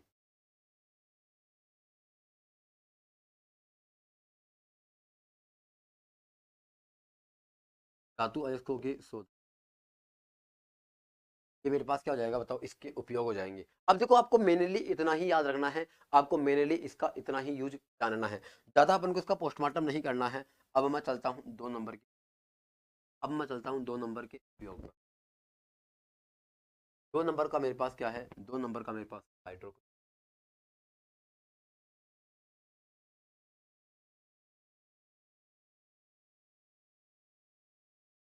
हाइड्रोक्लोरिक,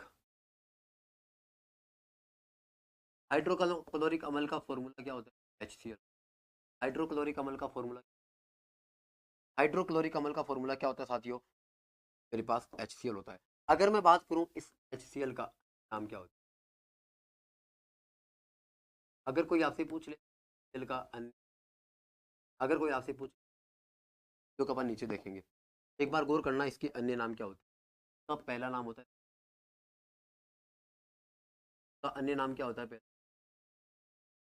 अगर मैं बात करूं इसका दूसरा नाम क्या होता है? क्या होता है बताओ? इसका दूसरा नाम क्या होता है साथियों? क्यों? रेटिक अमल होता है। अगर मैं बात करूं इसके अगर मैं बात करूं इसके यूज की, इसका यूज क्या होता है? इसका पहला यूज कहाँ होता है? इसका पहला यूज होता है टॉयलेट क्लीनर के रूप में। पहला यूज कहाँ होता है? टॉयलेट क्लीनर के रूप में। अगर मैं 2 नंबर के यूज की बात करूं, इसका यूज होता है कपड़ा उद्योग।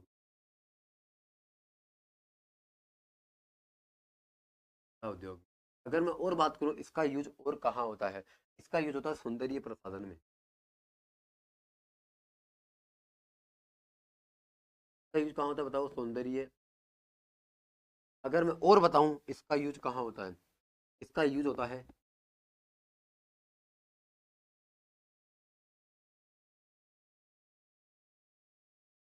रॉयल वाटर अर्थात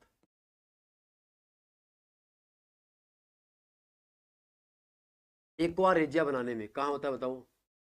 एक्वा रेजिया बनाने में। कहाँ होता है बताओ? एक्वा रेजिया बनाने में होता है। अब एक बार गौर करना आप लोग, एक बार गौर करना आप लोग। अगर मैं बात करूं यहाँ पर इस एक्वा रेजिया की, अगर मैं यहाँ पर बात करूं इस एक्वारेजिया की, ये एक्वारेजिया क्या होता है? सबसे पहले मैं ऊपर से बात करता हूं। इसका अन्य नाम मैंने आपको बताया नमक का अमल, क्योंकि नमक का फॉर्मूला क्या होता है? नमक का फॉर्मूला था NaCl। उस Na को हटा करके मैंने वहां पे H जोड़ा है, तो मेरे पास क्या आ गया? HCl। अब आपको क्या करना है? इसको नमक का अमल बताना है, समझ गए आप? अगर मैं बात करूं इसका दूसरा नाम क्या होता है, इसका दूसरा नाम होता है म्यूरेटिक अमल। ये आपको याद ही रख लेना है, इसको रट लेना है। इसका अन्य नाम क्या होता है? म्यूरेटिक अमल। अगर मैं उसके बाद बात करूं इसका यूज कहाँ होता है? टॉयलेट क्लीनर के रूप में होता है। अब आपने देखा होगा कि अपन अपने घरों में जो टॉयलेट यूज करते हैं, आपने देखा होगा कि जब अपन लंबे टाइम तक यूज करते हैं तो क्या हो जाता है? जब गंदा हो जाता है तो अपन को उनको साफ करना पड़ता है। जब अपन साफ करेंगे तो कोई ना कोई लिक्विड तो अपन यूज में लेते ही हैं। जैसे आप नाम सुने होंगे हार्पिक का। ये जो हार्पिक है वो किसकी तरह काम करता है? वो किसकी तरह काम करता है? वो इस तरह काम करता है टॉयलेट क्लीनर के रूप में। अब वो टॉयलेट को क्लीन करने के काम आता है, लेकिन क्या होता है उस हार्पिक के अंदर क्या मिला रहता है? उस हार्पिक के अंदर HCl मिला रहता है। हार्पिक के अंदर क्या मिला रहता है? HCl मिला रहता है। और ये HCl क्या करता है? अच्छे से सफाई कर देता है। इसीलिए इसका यूज क्या होता है बताओ? टॉयलेट क्लीनर के रूप में होता है। अब चमड़ा उद्योग में कैसे होता है? आपने देखा होगा कि जो जानवर होते हैं, जो जानवर होते हैं जैसे गाय भैंस बकरी घोड़ा बकरी, मतलब जितने भी तमाम प्रकार के जानवर होते हैं, जो ये मर जाते हैं तो इनको अपन जंगलों में छोड़ देते हैं। उनको अपन क्या करते हैं? जंगलों में छोड़ देते हैं। अब होता क्या, जब जंगलों में छोड़ देते हैं तो वो क्या हो जाता है? उनका बॉडी होता है वो सड़ जाता है, गल जाता है, केवल और केवल खाल बचती है। केवल और केवल क्या बचती है? खाल बचती है। मतलब कोई छोटे मोटे पक्षी है, कीट है, और भी है, वो उनकी पूरे शरीर को खा जाते हैं। केवल और केवल चमड़ी बचती है। अब उस चमड़ी को क्या करते हैं कुछ लोग? क्या करते हैं? चमड़ी से कहीं ना कहीं सामान बनाते हैं, चमड़ी को अलग करते हैं। जब वो अलग करते हैं तो उस चमड़ी के ऊपर क्या होते हैं? मतलब पशुओं के बाल रहते हैं, वो बाल साफ करते हैं। अब साफ ऐसे नहीं होते वो। अब आप अगर उसके ऊपर ये HCl का, अगर आप उसके ऊपर HCl का छिड़काव करोगे, HCl का छिड़काव करोगे तो वो जो बाल होते हैं वो बाल वहां से हट जाते हैं। वो बाल वहां से क्या हो जाते हैं बताओ? साफ हो जाते हैं। इसका मतलब आप अगर वहां पे चमड़ी के ऊपर HCl लगाओगे तो वहां पे वो बाल साफ हो जाएंगे और अपन को केवल चमड़ा मिल जाएगा। चमड़ा उद्योग में किसका यूज होता है? इसका यूज होता है। अब सौंदर्य प्रसाधन में कैसे होता है? आपने देखा होगा कि बहुत सारी क्रीम आती है जो गोरा होने की आती है।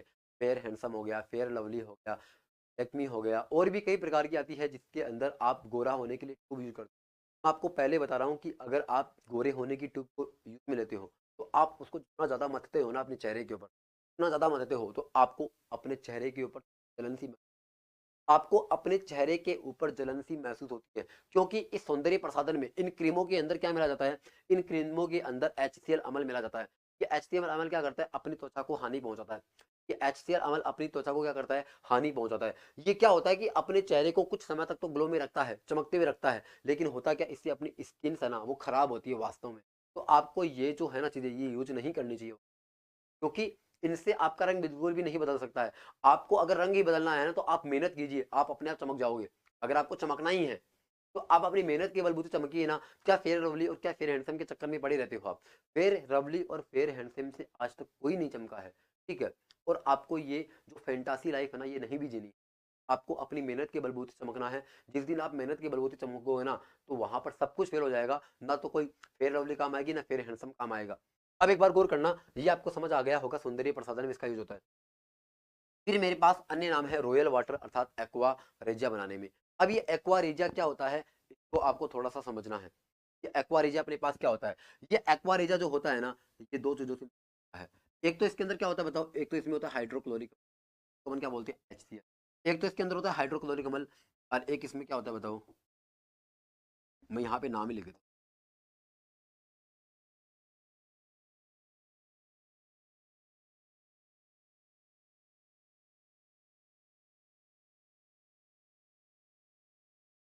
एक तो क्या होता है बताओ हाइड्रोक्लोरिक अम्ल, और दूसरा क्या होता है बताओ,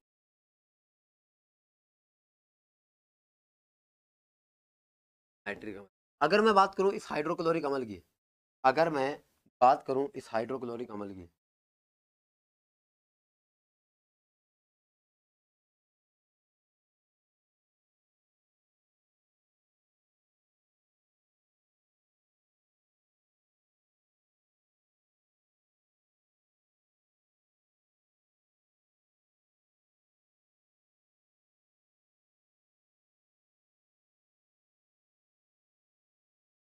अगर मैं बात करूँ इसके फॉर्मूले की, इसका फॉर्मूला क्या होता है मेरे पास, इसका फॉर्मूला होता है क्या होता है H। अगर मैं बात करूँ इसके फॉर्मूले की, इसका फॉर्मूला मेरे पास क्या होता है HNO3। अब एक बार गौर करना, इसका रेशियो आता है कि इसमें कितना क्या मिला रहता है। अगर कोई आपसे पूछे कि जो अमल होता है ये कैसा होता है बताओ, सांद्र हाइड्रोक्लोरिक, और ये भी क्या होता है बताओ, ये भी होता है सांद्र नाइट्रिक, ये भी क्या होता है बताओ। कई बार पेपर में आता है कि रॉयल वाटर किसका मिश्रण होता है, सांद्र नाइट्रिक अम्ल और सांद्र हाइड्रोक्लोरिक अम्ल, सांद्र नाइट्रिक अम्ल या फिर तनु हाइड्रोक्लोरिक अम्ल, इस प्रकार से भी आता है। तो आपको थोड़ा सा ध्यान रखना है। अगर मैं बात करूं इसके अंदर हाइड्रोक्लोरिक अम्ल का अनुपात कितना होता है, ये होता है। अब याद कैसे रखना है, एक बार गौर करना। अगर आप ढंग से देखोगे तो यहाँ पर आपको एक संख्या दिख रही होगी, यहाँ पर आपको एक संख्या दिख रही होगी, जिसका क्या है, यहाँ पे कितनी दिख रही है, 3 दिख रही है। अब आपको 3 को क्या करना है, क्रॉस करना है, ये यहाँ पे लाना है। अब यहाँ पर आपको कोई संख्या नहीं दिख रही है, इसका मतलब जब कोई भी संख्या नहीं होती है, वहां पर एक संख्या छुपी रहती है। जैसे मैं बात करूँ, यहाँ पर मेरे पास क्या है, 5। अब देखो यहाँ पर एक संख्या छुपी है जिसको आपको दिख नहीं रहा है, 5 × 1 बराबर भी कितना होता है, इसका मतलब इस संख्या से एक गुणा हो रहा है, वो आपको दिख नहीं रहा है। इसका मतलब यहाँ पर भी एक से गुणा हो रहा है, अपन को पता नहीं चलता है। इसका मतलब एक यहाँ पे छुपा हुआ है, इस एक को आपको क्या करना है, क्रॉस मल्टीप्लाई करना है, वो यहाँ पर आ जाए। अब एक बार गौर करना, अगर मैं बात करूं यहाँ पर अनुपात आ गया 3:1। अब आपके पेपर में आता है कि एक्वा में हाइड्रोक्लोरिक अम्ल और नाइट्रिक अम्ल का अनुपात कितना होता है, 3:1 होता है। अब कोई आपसे पूछ लेगा कि इस एक्वा का, इस रॉयल वाटर का उपयोग क्या होता है, रॉयल वाटर का उपयोग क्या होता है। अगर मैं बात करूं इसके उपयोग की, का काम होता है सोने चांदी व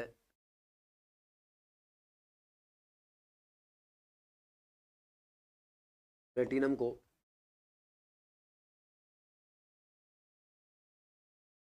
गलाने में समर्थ होता है। सोने चांदी व प्लेटिनम को गलाने में क्या होता है बताओ, समर्थ। इसका मतलब यहाँ पर ये आपको समझ में आया होगा। अब एक बार गौर करना, ये पूरा का पूरा अपन को हाइड्रोक्लोरिक अम्ल समझ में आ गया, अपन को कोई दिक्कत नहीं है इसको, मतलब इस हाइड्रोक्लोरिक अम्ल में आपको इतना ही ध्यान रखना है। अब अपन आगे बढ़ते, अब मेरे पास है 3 नंबर पे नाइट्रिक अम्ल।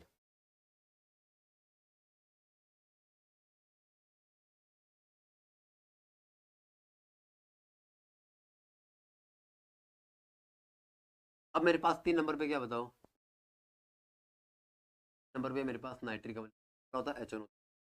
अगर कोई आपसे पूछ ले कि इसका अन्य नाम क्या है, आपको इसका अन्य नाम भी बता।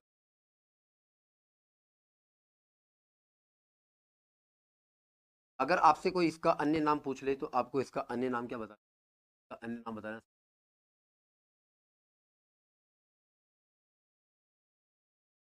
आपको इसका अन्य नाम क्या बताना है, सोडियम अम्ल। अगर आपको कोई इसका उपयोग पूछ ले तो पहला उपयोग क्या है, रॉयल वाटर बनाने में, ये मैंने आपको बताया, रॉयल वाटर। अब रॉयल वाटर क्या होता है, अभी अभी अपने जिक्र किया था।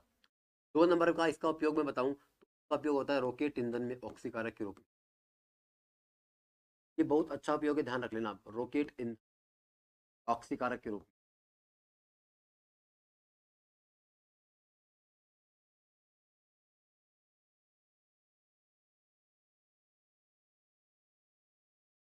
रॉकेट ईंधन में ऑक्सीकारक के रूप में। अब एक बार गौर करना, अगर मैं और उपयोग की बात करूं तो इसका उपयोग कहाँ होता है, साबुन व अपमार्जक उद्योग,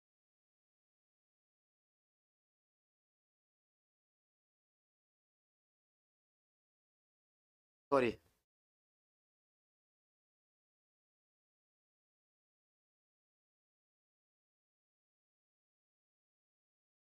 औषधि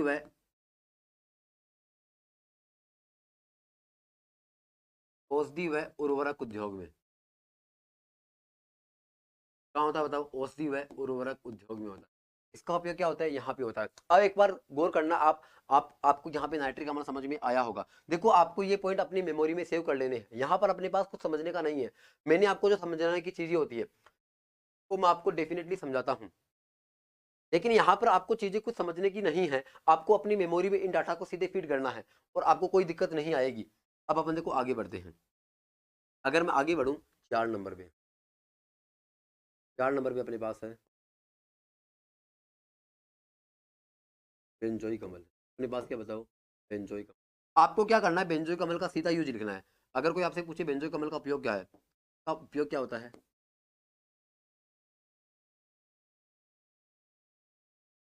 खाद्य पदार्थों के परिरक्षण में। कहाँ होता है बताओ? खाद्य पदार्थों के परिरक्षण में। अगर मैं बात करूं 5 नंबर की, 5 नंबर का मेरे पास नाम क्या है?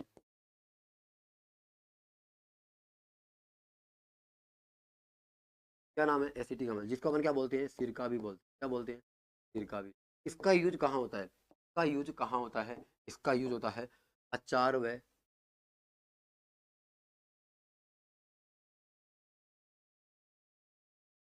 मुरब्बों के संरक्षण, अचार व मुरब्बों के संरक्षण में। अब मेरे पास एक नाम और है, फिर अपन आगे बढ़ेंगे। मेरे पास अगला नाम क्या है?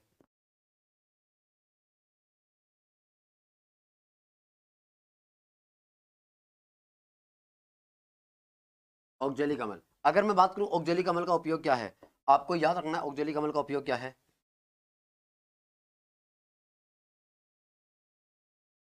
कपड़ों से जंग व शाही के धब्बे हटाने में। कपड़ों से जंग व शाही के धब्बे हटाने में। कपड़ों से जंग व शाही के धब्बे हटाने में। कपड़ों से जंग व शाही के धब्बे हटाने में किसका यूज होता है बताओ? औद्योगिक अमल का यूज होता है। इसका मतलब मैंने आपको बहुत सारे अमलों के यूज बता दिए, आपको समझ में आया होगा। चलो अपन अब आगे बढ़ते हैं। अपने पास अमल का बस केवल लास्ट टॉपिक बचा हुआ है, उसके बाद अपन क्या पढ़ेंगे? क्षार पढ़ेंगे।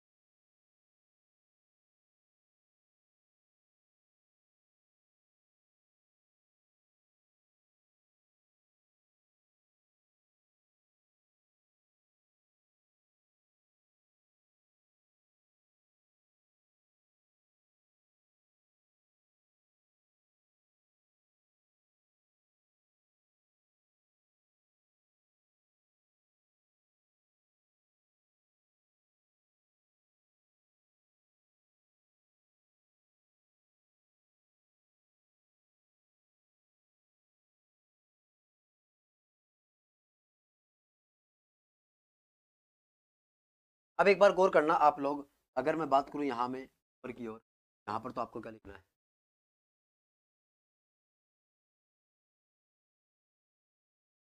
खुद लिखना है। आपको क्या लिखना है? फिर आपको वहां पर यहाँ पर वापस अगर आपके पेपर में आए, अगर आपके पेपर में आए प्रकार से, अगर मैं बात करूं कि टमाटर और पालक में कौन, टमाटर में पालक में कौन, तो आपको क्या बताना है, ऑक्जेलिक अम्ल। देखिए साथियों, ये आपको सीधे अपने मेमोरी में सेट करने पड़ेंगे। कौन सा अम्ल होता है बताओ, ऑक्जेलिक अम्ल होता है। कौन सा होता है, ऑक्जेलिक अम्ल होता है। अगर मैं उसी प्रकार से बात करूं, अगर मैं उसी प्रकार से बात करूं जिस प्रकार से मेरे पास है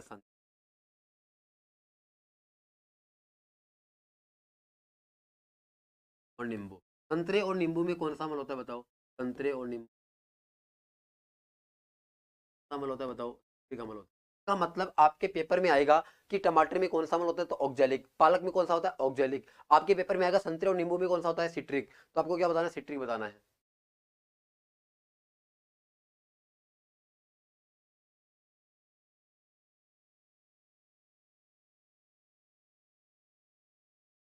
मेरी कलर क्लास कोई भी क्लास नहीं हुई थी। ये अमित जी आप पूछ रहे हो ना, मेरी कल कोई भी क्लास नहीं हुई थी। और कविता जी आप पूछ रहे हो कि सर इनसे एक क्वेश्चन आता ही है ना। अरे ये इतने इंपॉर्टेंट टॉपिक है जिसकी कोई हद नहीं है। मतलब अगर मान लो कि अपने राजस्थान पुलिस में 6 पेपर लगेंगे, जैसे मान लो कि पहले दिन दो, दूसरे दिन दो, तीसरे दिन तीन, या फिर मान लो कि आप किसी और चीज की तैयारी कर रहे हो। मान लेता हूँ कि आप कांस्टेबल नहीं, आप ग्रुप डी की तैयारी कर रहे हो, मान लेता हूँ ग्रुप डी नहीं, आप फर्स्ट ग्रेड की तैयारी कर रहे हो। तो हर पेपर के अंदर यहाँ से एक ना एक परसेंट तो डेफिनेटली आता ही आता है।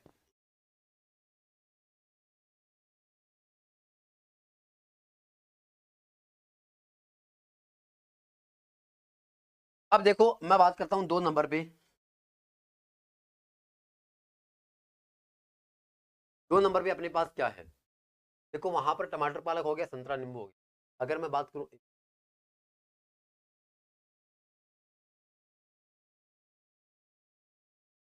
अगर मैं बात करूं कच्चे आम के अंदर, अगर मैं बात करूं कच्चे आम के अंदर कौन सा अमल होता है, ये होता है टार्ट। कौन सा अमल होता है बताओ, टार्ट्रिक अमल। कौन सा अमल होता है साथियों, टार्ट्रिक अमल होता है। अगर आपसे इसी प्रकार से पूछ, सेव के अंदर कौन सा होता है, आप क्या बताओगे साथियों, क्या बताओगे साथियों, मैलिक अमल बताओगे। अगर मैं उसी प्रकार से अगर बात करूं, अगर मैं इसी प्रकार से अगर मैं बात करूं, इस प्रकार से आपके पेपर में आएगा कि आंवले के अंदर कौन, तो आंवले के अंदर जो अमल होता है उसका नाम है एस्कॉर्बिक अम्ल। आंवले के अंदर कौन सा अमल होता है बताओ, एस्कॉर्बिक अम्ल होता है। आंवले में कौन सा अमल होता है साथियों, एस्कॉर्बिक अम्ल होता है। अगर आपके पेपर में आएगा कि घास और पत्तियों में कौन सा अमल होता है, घास पत्तियों में कौन सा अमल होता है, तो आपको पता होना चाहिए कि घास पत्तियों में कौन सा अमल होता है। घास पत्तियों में होता है बेंजोइक। घास पत्तियों में साथियों कौन सा अमल होता है बताओ, बेंजोइक अमल होता है। कौन सा अमल होता है, बेंजोइक अमल। अगर मैं और आगे लेकर के चलूं आपको, अगर मैं आपको और आगे लेकर के चलूं तो एक बार गौर करना आप लोग।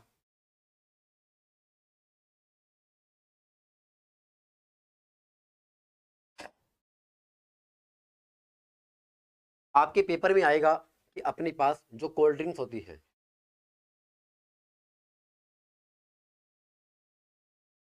अपने पास जो कोल्ड ड्रिंक्स होती है उस कोल्ड ड्रिंक्स में कौन सा अमल होता है, तो कोल्ड ड्रिंक्स में जो अमल होता है उसका नाम है कार्बोनिक अमल। कौन सा अमल है बताओ, कार्बोनिक अमल। लेकिन अगर आपके पेपर में आएगा कि जो शराब होती है, तो शराब के अंदर कौन सा अमल होता है, आपको बताना है। कौन सा अमल होता है साथियों बताओ, एसिटिक। कौन सा अमल होता है बताओ, एसिटिक अमल होता है। कौन सा अमल होता है साथियों, एसिटिक अमल होता है।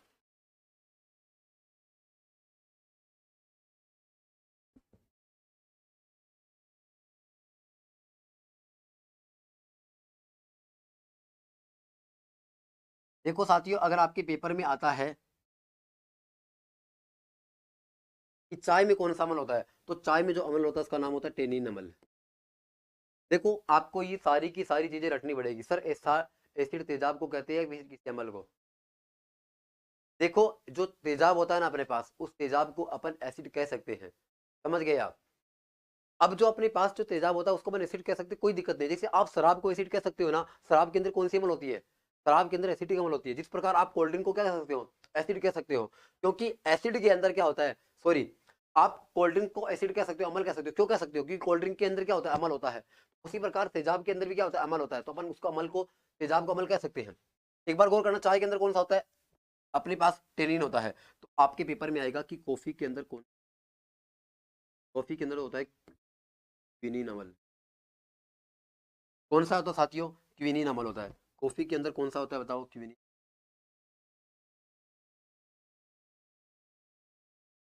कॉफी के अंदर कौन सा अम्ल होता है बताओ? क्विनीन अम्ल होता है। उसके बाद में अगर मैं बात करूं, एक बार गौर करना आप, इसके बाद में अगर मैं बात करूं, आपके पेपर में आएगा, जैसे मान लो मेरे पास ये हो गया। अब अगर मैं बात करूं और कुछ भी अपने पास बचा हुआ है क्या, जैसे सपोज करो कि आपके पेपर में आएगा कि घी या पनीर में कौन सा अम्ल होता है, तो आपको बताना है ब्यूटेरिक अम्ल। कौन सा अम्ल होता है बताओ? ब्यूटेरिक अम्ल होता है। लेकिन अगर आपके पेपर में आ गया, लेकिन अगर आपके पेपर में आ गया अपने पास ये घी और बटर हो गया, लेकिन अगर आपके पेपर में आ गया कि गेहूं के अंदर कौन सा अम्ल होता है, किसमें? गेहूं के अंदर। तो गेहूं में होता है ग्लूमेटिक अम्ल। कौन सा होता है बताओ साथियों? ग्लूमेटिक अम्ल होता है। कौन सा अम्ल होता है? ग्लूमेटिक अम्ल होता है। अब एक बार गौर करना आप,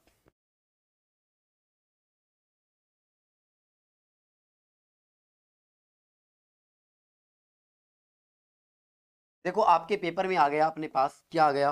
आपके पेपर में आ गया मूत्र में कौन सा अम्ल होता है, तो आपको बताना है मूत्र में जो अम्ल होता है उसका नाम है यूरिक।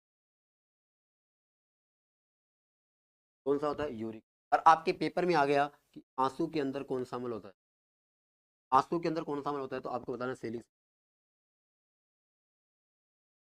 सेलिसिलिक। कौन सा अम्ल होता है बताओ? सेलिसिलिक अम्ल होता है। कौन सा अम्ल होता है साथियों? सेलिसिलिक अम्ल होता है। कौन सा अम्ल होता है बताओ साथियों? सेलिसिलिक अम्ल होता है।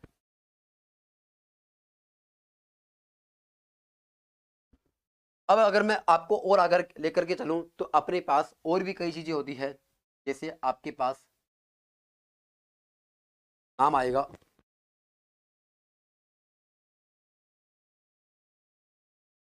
लहसुन और प्याज में, लहसुन और प्याज में कौन सा अम्ल होता है? एलिसिन। क्या होता है बताओ? लहसुन और प्याज में कौन सा अम्ल होता है बताओ? एलिसिन अम्ल होता है। अगर मैं उसी प्रकार से बात करूं, अब अपने पास और कौन सा बच गया साथियों? मेरे पास प्याज भी हो गया, लहसुन भी हो गया, गेहूं भी हो गया, आंसू भी हो गया, सैलिसिलिक अम्ल। मतलब मैंने आपको बहुत कुछ लिखवा दिया। चलो एक बार और बता देता हूं। जैसे आपके पास आएगा चींटी, मधुमक्खी, चिट्ठी, मधुमक्खी। अगर मैं बात करूं ततैया, तो हम टांटिया बोलते हैं।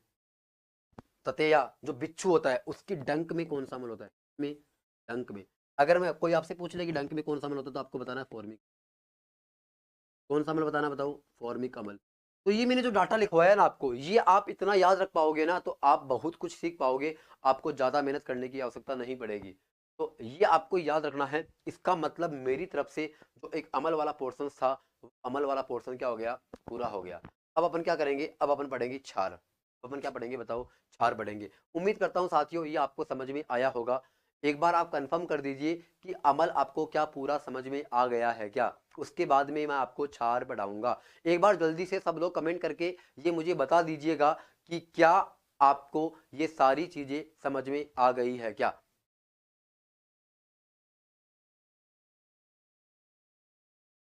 क्या आपको ये सारी चीजें समझ में आ गई है क्या? एक बार आप जल्दी से कंफर्म करके मुझे बता दीजिए कि ये क्या सारी चीजें आपको समझ में आ गई है क्या। एक बार जल्दी से कंफर्म करके बता दीजिएगा साथियों।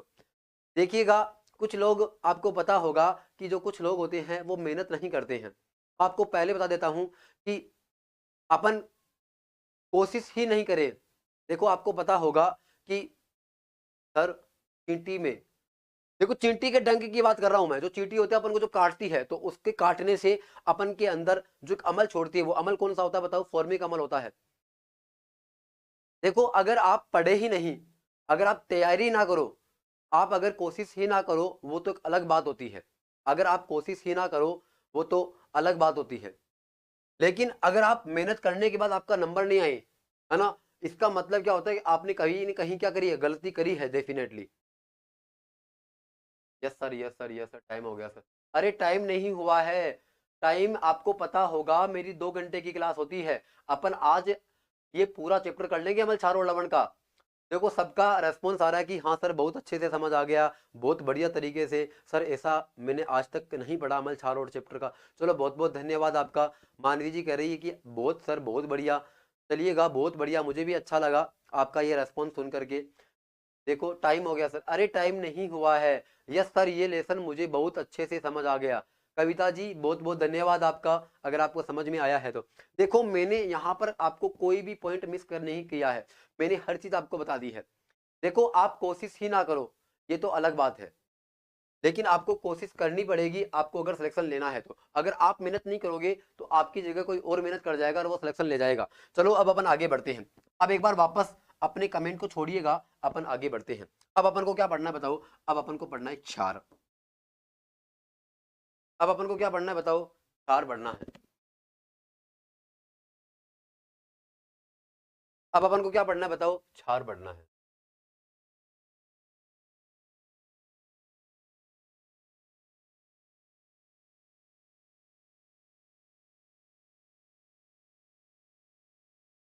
अगर मैं बात करूं क्षार की, तो क्षार मेरे पास क्या होता है देखो साथियों, एक बार अब आप कमेंट पर फोकस ना करें। मुझे रेस्पॉन्स मिल चुका है कि आपको समझ में कितना आया कितना नहीं आया। मैं सब कुछ समझ चुका हूं कि आपको बहुत अच्छे से समझ आया है। अब एक बार फोकस करिएगा आप क्षार के ऊपर। देखो जिस प्रकार से मैंने आपको बताया कि अमल स्वाद में खट्टा होता है, अगर मैं उसी प्रकार से अगर मैं छोटे छोटे पॉइंटों को यहां से उठाऊं तो मुझे पता चलेगा कि क्षार होता है क्षार स्वाद। तो यहाँ पे लिख देता हूं, क्षार स्वाद में। क्षार स्वाद में कैसा होता है बताओ? कड़वा होता है। 2 नंबर का, स्पर्श करने पर, अगर अपन क्षार को स्पर्श करेंगे, स्पर्श करने पर साबुन जैसा चिकना होता है। स्पर्श करने पर साबुन जैसा क्या होता है बताओ? चिकना होता है। स्पर्श करने पर साबुन जैसा क्या होता है बताओ? चिकना होता है। अगर मैं 3 नंबर के पॉइंट की बात करूं, 3 नंबर का पॉइंट क्षार के अंदर क्या कहता है? देखो आपको सब कुछ चीजें मैं आपको समझा दूंगा, जितनी भी लाइनें मैंने यहां लिखी है ना, आपको रटने की नौबत मैं नहीं आने दूंगा। आपकी नजरें केवल स्क्रीन पर होनी चाहिए। देखो अगर मैं अगले पॉइंट की बात करूं, अगला पॉइंट मेरे पास क्या है? क्षार को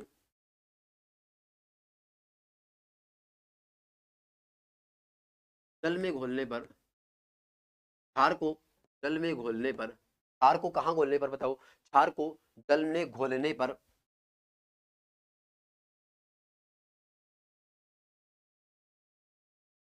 हाइड्रोक्सिल आयन प्राप्त होता है। कौन सा आयन प्राप्त होता है बताओ? हाइड्रोक्सिल आयन प्राप्त होता है। क्षार को जल में घोलने पर हाइड्रोक्सिल आयन प्राप्त। अब इसका मतलब क्या आता है? इसका मतलब समझिए एक बार आप लोग। देखो ये ऊपर वाला तो आपको समझ में आ गए होंगे कि क्षार स्वाद में क्या होता है बताओ? कड़वा होता है। और अगर मैं बात करूं कि ये चिकना कैसा होता है बताओ? ये कैसा होता है? साबुन जैसा चिकना होता है।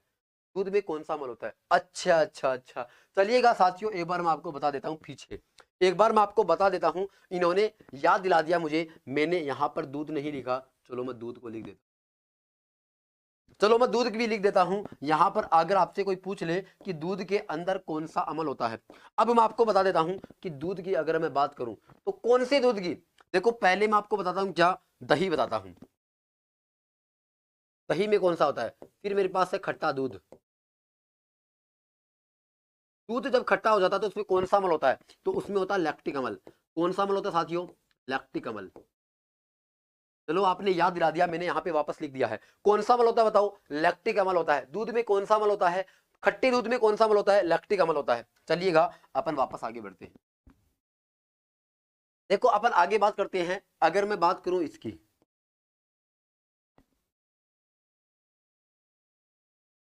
ये जो क्षार होता है,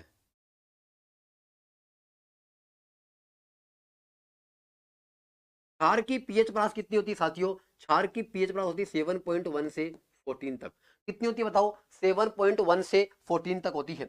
अब एक बार यहां पर वापस से फोकस करिएगा आप लोग। अगर मैं बात करूं इसको मैं 2 भागों में तोड़ देता हूं। एक तो 7.1 से कितनी हो जाएगी? 14। अगर मैं एक बात करूं तो एक हो जाएगी 14.1 से। ये मेरे पास दो रेंज है यहाँ पर। ये मेरे पास कितनी रेंज है साथियों? यहाँ पर दो रेंज। अगर मैं यहां पर बात करूं, ये जो रेंज है नीचे वाली, ये जो पहले वाली रेंज है, इसको अपन क्या बोलते हैं?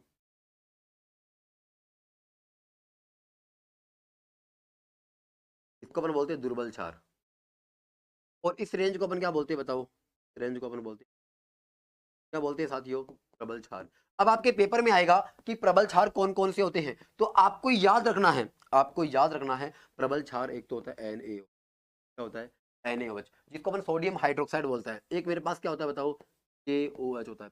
उसके बाद में जितनी भी आएंगे उनकी क्या होती है? प्रबलता कम होती है। उनकी प्रबलता क्या होती है? क्षार की कम होती है। अगर मैं बात करूं दुर्बल क्षार की, तो इनको छोड़ करके जितने भी है वो सारे के सारे क्या बताओ? दुर्बल अम्ल ही है, सॉरी दुर्बल क्षार ही है। अब आपको इतने पॉइंट समझ में आएंगे। क्षार स्वाद में क्या होता है? कड़वा होता है, स्पर्श करने पर साबुन जैसा चिकना लगता है, क्षार को जलने में घोलने पर हाइड्रोक्सिल आयन प्राप्त होता है। एक बार समझा देता हूँ। सपोज करो कि मेरे पास क्षार है, कौन सा है? Na। जब इसके अंदर अपन जल मिलाएंगे, इसका मतलब जल मिला हुआ रहता है, इसको अपन गर्म करेंगे, जल तो क्या होता है? उड़ जाता है, और मेरे पास क्या बचता है? Na plus OH। इसका मतलब मुझे यहाँ पर देखो क्या प्राप्त हुआ, यहाँ पर मुझे क्या प्राप्त हुआ साथियों? यहाँ पर मुझे, और OH माइनस आयन को अपन क्या बोलते हैं? हाइड्रोक्सिल आयन बोलते हैं। तो क्षार को जल में घोलने पर हमेशा आपको हाइड्रोक्सिल आयन प्राप्त होगा। ठीक है, यहाँ पर आपको समझ में आया होगा। अब मैं आपको एक पॉइंट और बता देता हूँ। वो पॉइंट मेरे पास क्या है समझने की।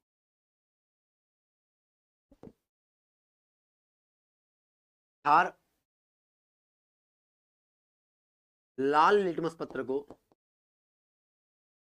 क्षार लाल लिटमस पत्र को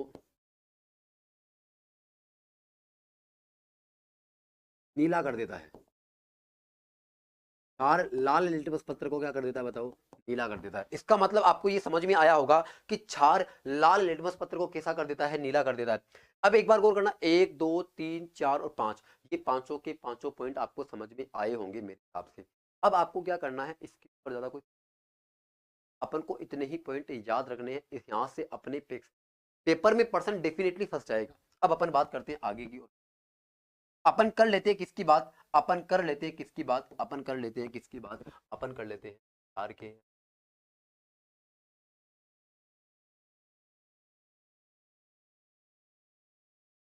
क्षार के रासायनिक, अपन बात कर लेते हैं किसकी बताओ? क्षार के रासायनिक गुण की। अब क्षार के रासायनिक गुण में पहला गुण क्या कहता है? पहला गुण ये कहता है कि जब क्षार की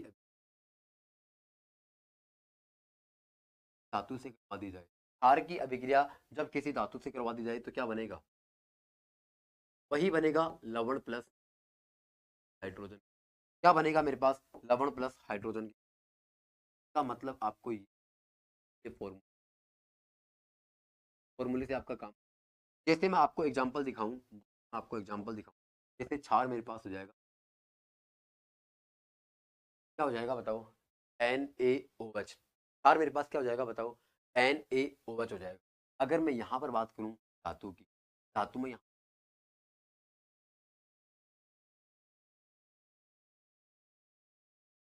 जैसे क्षार अगर मेरे पास यहाँ पे हो जाए, यहाँ पर मैं धातु कैल्शियम क्या ले लेता हूँ? कैल्शियम ले लेता हूँ।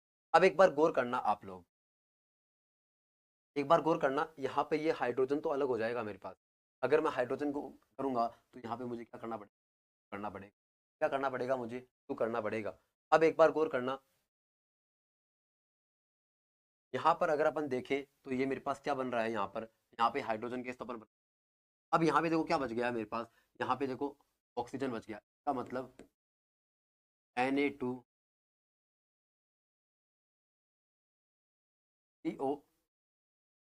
सॉरी,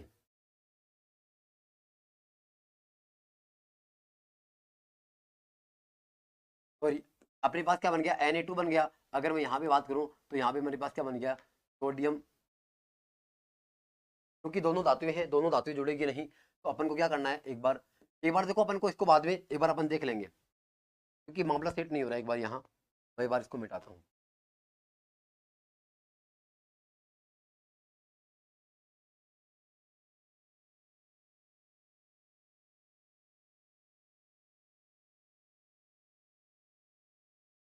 आपको बस एक बार इतना ध्यान रखना है, ये अपने पास हो गया। अगर मैं 2 नंबर की बात करूँ तो 2 नंबर का मेरे पास क्या है? आर की अभी धातु कार्बोनेट से हो जाएगी बताओ? जब क्षार की अभिक्रिया किसी अधातु ऑक्साइड से होगी, तो होगी बताओ? अधातु किससे हो जाएगी बताओ? अधातु ऑक्साइड से। जब क्षार की अभिक्रिया किसी अधातु ऑक्साइड से होगी, टाइम हो गया, टाइम हो गया। देखो सिविल चौधरी जी, आपका अगर टाइम हो गया तो आप इस क्लास को लेफ्ट कर सकते हो। देखो आप ये कमेंट करते हो कि आपको कोई मतलब नहीं है। देखो पढ़ाई के ऊपर ध्यान दीजिएगा, अभी टाइम नहीं हुआ है, टाइम होता तो मैं अपने आप क्लास छोड़ देता। समझ गए आप? क्षार की अभिक्रिया अधातु ऑक्साइड से करवाएंगे तो क्या बनेगा मेरे पास? बनेगा, क्या बनेगा? अब मैं इसके एग्जांपल की आपको बात करता हूँ। एग्जांपल मेरे पास क्या है, सपोज करना क्षार मेरे पास क्या है, Na, और ये मेरे पास क्या हो जाएगा, अधातु ऑक्साइड O2 हो जाएगा। अधातु ऑक्साइड क्या हो जाएगा,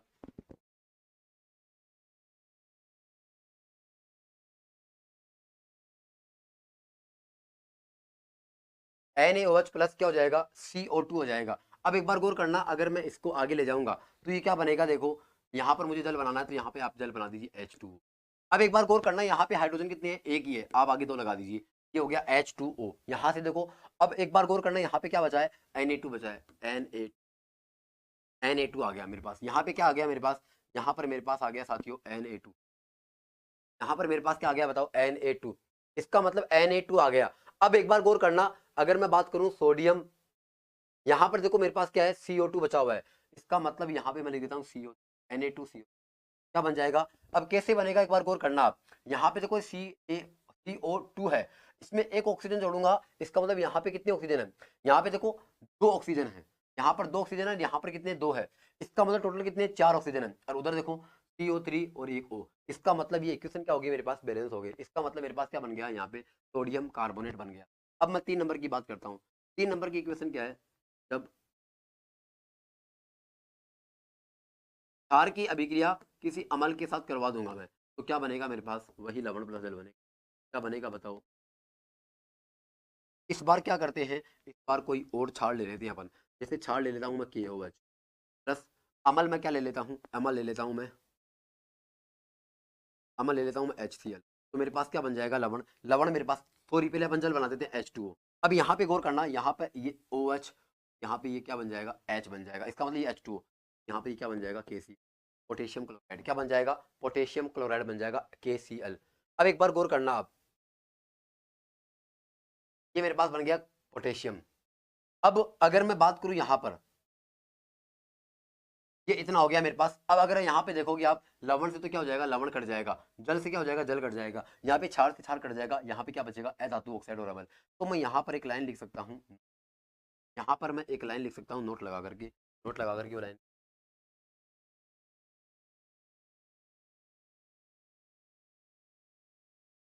नोट लगा कर ये लिख सकता हूँ कि सभी अधातु ऑक्साइड, सभी अधातु ऑक्साइड,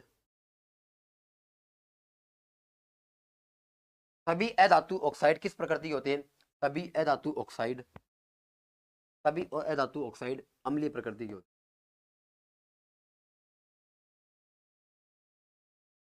सभी धातु ऑक्साइड किस प्रकृति के होते हैं बताओ, अम्लीय प्रकृति के होते हैं।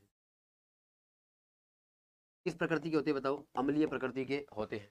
सभी अधातु ऑक्साइड किस प्रकृति के होते हैं बताओ, अन्य प्रकृति के होते हैं, अम्ल।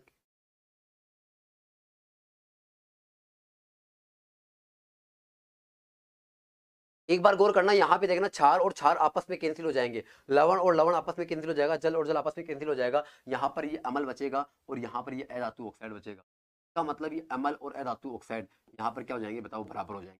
इसका मतलब सभी अधातु ऑक्साइड क्या हो जाएंगे बताओ, अम्लीय प्रकृति के होंगे। इसका मतलब मेरे पास ये पता चला, ये मेरे पास क्षार के क्या आ गए बताओ, रासायनिक गुण आ गए। क्षार के मेरे पास साथियों क्या आ गए, रासायनिक गुण आ गए। अब अपन आगे बढ़ते हैं, अब अपन आगे बढ़ते हैं, अब अपन बढ़ते हैं क्षार के ऊपर।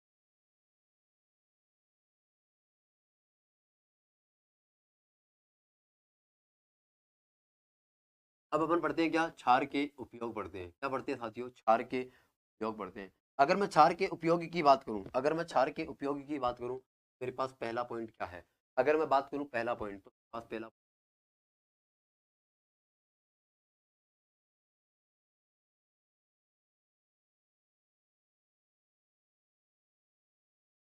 मेरा पहला पॉइंट क्या बताओ, सोडियम, मेरा पहला पॉइंट क्या है, सोडियम हाइड्रोक्साइड। अगर मैं सोडियम हाइड्रोक्साइड की बात करूंगा तो यहाँ पर फॉर्मूला क्या हो जाएगा, Na, क्या हो जाएगा साथियों, NaOH हो जाएगा। अब एक बार गौर करना आप, इसका मेरे पास अन्य नाम क्या है। अगर मैं बात करूं इसके अन्य नाम की, तो मेरे पास इसका अन्य नाम क्या आएगा,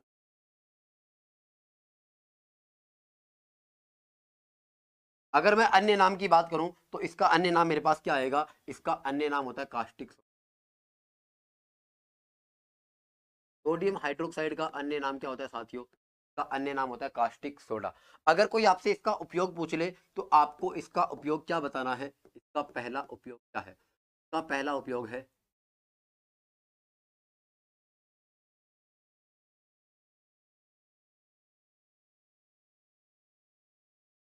कपड़े धोने की साबुन बनाने में। पहला उपयोग क्या है इसका, कपड़े धोने की साबुन बना, इसका पहला उपयोग क्या है बताओ साथियों, इसका पहला उपयोग है कपड़े धोने की साबुन बनाने में। अगर मैं बात करूं इसी का दूसरा उपयोग अपने पास क्या है, इसका दूसरा उपयोग है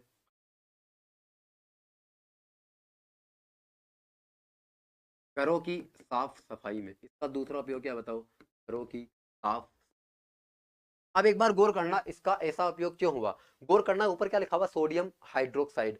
इस सोडियम हाइड्रोक्साइड से क्या होता है, आपने देखा होगा कि जब अपन साबुन उद्योग की बात करते हैं तो साबुन उद्योग में एक तो अपन नहाने की साबुन बनाते हैं और एक अपन कपड़े धोने की साबुन बनाते हैं। जो कपड़े धोने की साबुन होती है ना वो अपेक्षाकृत क्या होती है, नहाने की साबुन से कठोर होती है और वो क्या करती है, झाग भी कम बनाती है। जबकि जो नहाने की साबुन होती है वो झाग ज्यादा बनाती है। आपने देखा होगा कि शैम्पू ज्यादा झाग बनाती है क्योंकि उसके अंदर कुछ ऐसा पदार्थ मिला जाता है जिससे झाग ज्यादा बने। और जो अपने पास कपड़े धोने की साबुन होती है उससे झाग तो बनते हैं लेकिन उतने झाग नहीं बनते जितने नहाने की साबुन से बनते हैं। इसका मतलब दोनों में क्या होती है, पदार्थ अलग अलग होते हैं, ये आपको याद रखना है।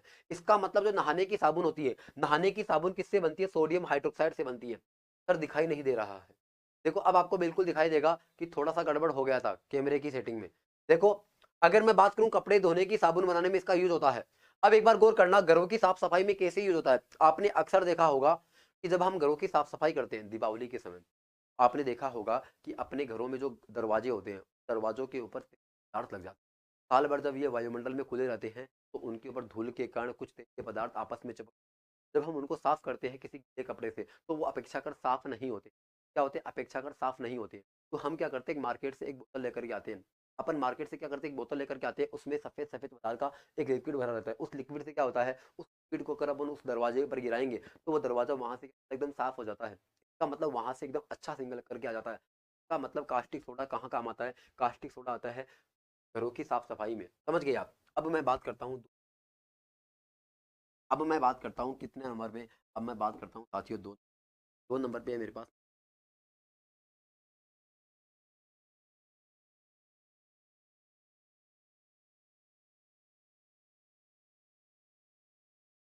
दो नंबर पे है मेरे पास पोटेशियम हाइड्रोक्साइड। पोटेशियम हाइड्रोक्साइड का फॉर्मूला क्या होता है, KOH। पोटेशियम हाइड्रोक्साइड का फॉर्मूला क्या होता है बताओ, KOH। पोटेशियम हाइड्रोक्साइड का फॉर्मूला क्या होता है, KOH। अगर मैं यहाँ पर बात करूँ KOH की, अगर मैं यहाँ पर बात करूँ KOH का अन्य, अगर मैं यहाँ पर बात करूँ KOH की तो KOH का अन्य नाम क्या होता है, तो अपन बोलते हैं कास्टिक। ऊपर वाला कास्टिक सोडा है और इसका अन्य नाम क्या है, कास्टिक, क्या नाम है साथियों, कास्टिक पोटास। अगर कोई आपसे पूछ ले कि इसका यूज कहाँ होता है, किसका यूज, किसके यूज की बात कर रहा हूँ मैं, यूज किसकी बात कर रहा हूँ, मैं यूज की बात कर रहा हूँ किसकी, इसके OH की। इसका यूज होता है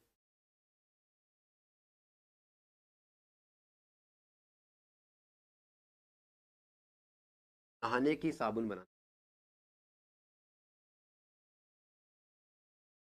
मैं इसको ऐसे भी लिख सकता हूँ कि इसका यूज कहाँ होता है, मृदु साबुन बनाने।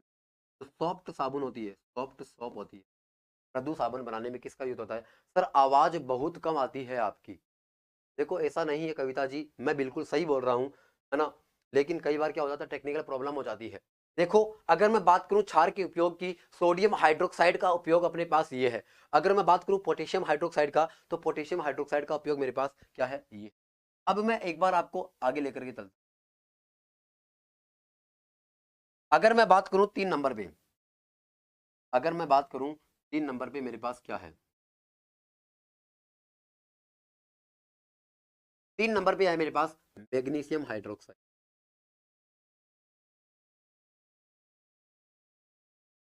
3 नंबर पे मेरे पास क्या बताओ,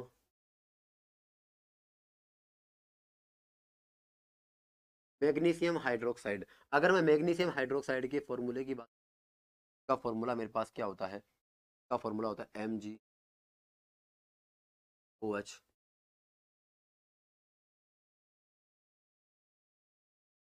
MgOH क्या होता है, MgOH2 होता है। अगर मैं बात करूं इसके अन्य नाम की, अगर मैं बात करूं इसके अन्य नाम की, तो आपको इसका अन्य नाम याद रखना है। मैं आपसे पूछ लेता हूँ, चलो मैं बता ही देता हूँ आपको इसका अन्य नाम क्या होता है। अगर मैं बात करूं इसके अन्य नाम की, तो इसका अन्य नाम होता है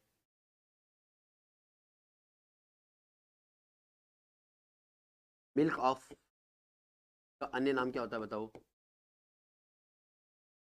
मिल्क ऑफ, इसका अन्य नाम साथियों क्या होता है, मिल्क ऑफ मैग्नीशिया। अगर कोई आपसे पूछ ले कि इसका काम क्या होता है, अगर कोई आपसे पूछ ले इसका काम क्या होता है, तो आपको इसका काम क्या बताना है साथियों, इसका काम आपको बताना है,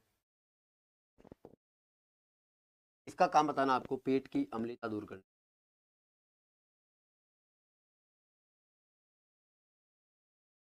पेट की अम्लता दूर करने में क्या काम आता है बताओ, पेट की अम्लता दूर करने में का प्रयोग होता है। क्या काम आता है बताओ, पेट की अम्लता दूर करने में। अब आपने देखा होगा कि जब अपन कभी शादी समारोह में जाते हैं, वहां पर जब अपन खाना खाते हैं, तो आपने देखा होगा कि वहां पर जितनी भी चाट बना जाती है, जितना भी खाना होता है, वो थोड़ा सा क्या होता है, टेस्टी होता है, और वो उसके अंदर ज्यादा ऑयली तत्व होते हैं, मतलब ऑयली सामान ज्यादा होते हैं, उसमें मसालेदार खाना होता है वो। जब अपन ज्यादा स्पाइसी खाने को खाते हैं, तो अपना पेट क्या हो जाता है, खराब हो जाता है, अपने पेट के अंदर खट्टी खट्टी डकारें आती है। उन खट्टी खट्टी डकारों को रोकने के लिए आप मार्केट से इनो लाते हो, इनो होता है, उस इनो को जब आप खाते हो, तो क्या होता है, आपके पेट में थोड़ी राहत प्रदान होती है। अब जो इनो होता है ना, वो इनो क्षार की तरह काम करता है, वो इनो क्या करेगा, क्षार की तरह काम करेगा। जबकि आपके पेट में क्या बना था, आपके पेट में अमल बन गया था। अब मुझे बताओ, जो अमल की अभिक्रिया क्षार से होगी, तो क्या हो जाएगा बताओ, उदासीन हो जाएगा, आपका पेट क्या हो जाएगा, न्यूट्रल हो जाएगा। तो आपको याद रखना है कि जब आपको पेट की अम्लता दूर करनी है, तो आपको किसका सेवन करना है, MG, किसका सेवन करना है बताओ साथियों, MgOH2 का। अब ये आपको समझ में आया होगा। अब मैं आपको यहाँ पर बता देता हूँ, मैं यहाँ पर बात करता हूँ, क्या बताओ, 4 नंबर का। अगर मैं 4 नंबर की बात करूँ, तो 4 नंबर पे मेरे पास नाम क्या है, कैल्शियम हाइड्रोक्साइड।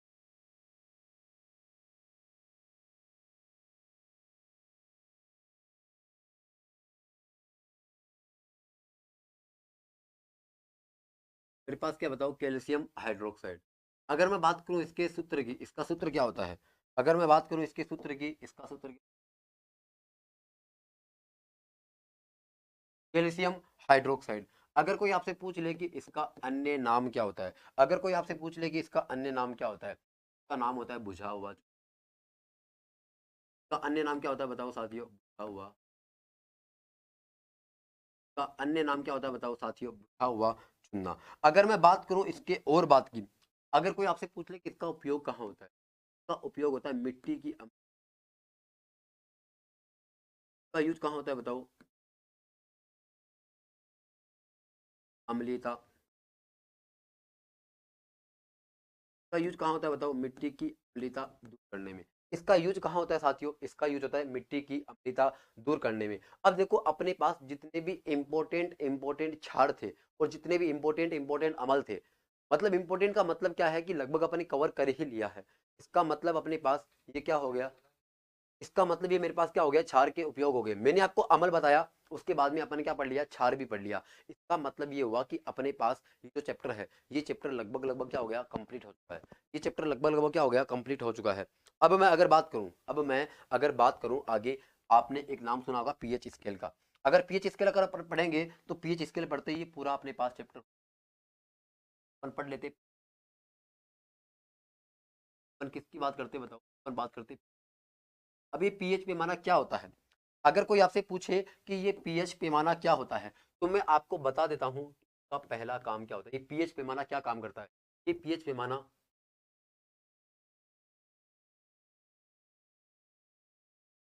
किसी भी पदार्थ की, किसी भी पदार्थ की अम्लीयता या क्षारीयता का मापन करता है। मतलब कोई भी पदार्थ कितना अम्लीय है या फिर कितना क्षारीय है, ये कौन बताएगा, पीएच पैमाना बताएगा। तो किसी भी पदार्थ की अम्लीयता या क्षारीयता का मापन कौन करता है बताओ, पीएच पैमाना करता है। अगर आपसे 2 नंबर का प्रश्न पूछेगा कि ये जो पीएच पैमाना है, इस पीएच पैमाने की खोज किसने, पीएच पैमाने की खोज आपके पेपर में आ सकता है। आपको क्या बताना है, इस पैमाने की खोज, पीएच पैमाने की खोज किसने करी बताओ, सोरेनसन। आपको ये भी पूछ सकता है कि पीएच पैमाना क्या काम करता है, कब्जी किस कब्जी किसके कारण होती है? देखो विजेंद्र जी, जो कब्जी होती है ना, कब्जी भी अब हम बोल सकते हैं, अगर आपको कब्जी दूर करनी है तो आपको MgOH2 का सेवन करना चाहिए, कब्जी भी इससे दूर हो जाती है, ऐसा कुछ नहीं। पीएच पैमाने की खोज लोरेंस ने लोरेंस नहीं, सोरेनसन ने करी है, लोरेंस ने नहीं करी है। अरे मेरे महान प्रकांड विद्वाताओं, इसकी खोज पीएच पैमाने की खोज किसने करी थी? सोरेनसन ने करी थी, लोरेंस ने नहीं करी थी। कविता जी, आपको थोड़ा सा चेक करना पड़ेगा, इसकी खोज किसने करी थी? सोरेनसन ने ही करी थी।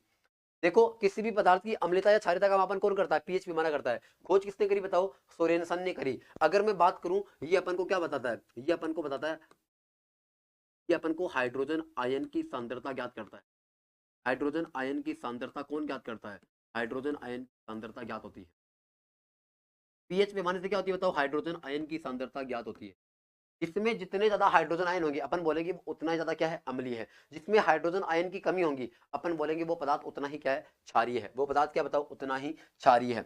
अब एक बार समझने की कोशिश करना मेरी प्रकांड विद्वाताओं, एक बार आप समझने की कोशिश करना। आपसे कोई पूछे कि अपने पास ये क्या होता है?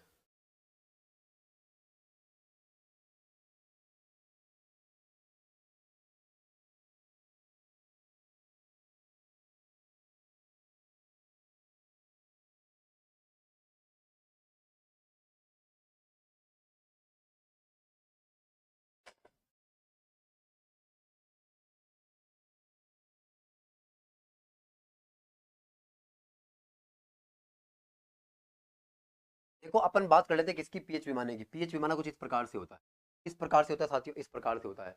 अब आपको पीएच पैमाने की खोज,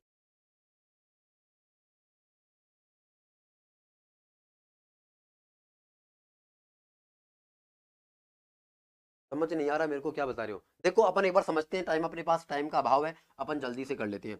गौर करिएगा, यहाँ पर आपको क्या होता है? 0 मिलता है। के बीचों बीच में आपको कितना मिलता है? 7 मिलता है। यहाँ पर आपको कितना? अगर आप जैसे जैसे इधर आओगे तो यहाँ पर आपको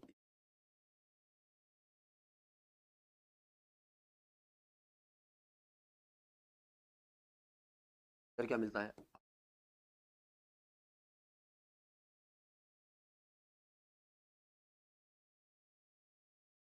इस प्रकार से अपने पास बढ़ता है। एक बार गौर करना आप, अगर आप इस पीएच स्केल के, अगर आप इस पीएच स्केल से ऊपर की तरफ जाओगे, अगर आप देखो यहाँ पर तो ये क्या होता है? अगर मैं यहाँ पर बात करूँ, यहाँ पर तो ये क्या होता है बताओ? उदासीन होता है। यहाँ पर तो ये क्या होता है बताओ? उदासीन होता है। अगर आप इस पीएच स्केल के इधर जाओगे तो इधर क्या होता है बताओ? ये क्षारीय होता है। इधर जाने पे क्या होता है बताओ? क्षारीय होता है। अगर मैं इस पीएच पैमाने को इधर बढ़ाऊंगा, इधर ये क्या होता है बताओ? इधर ये क्या होता है बताओ?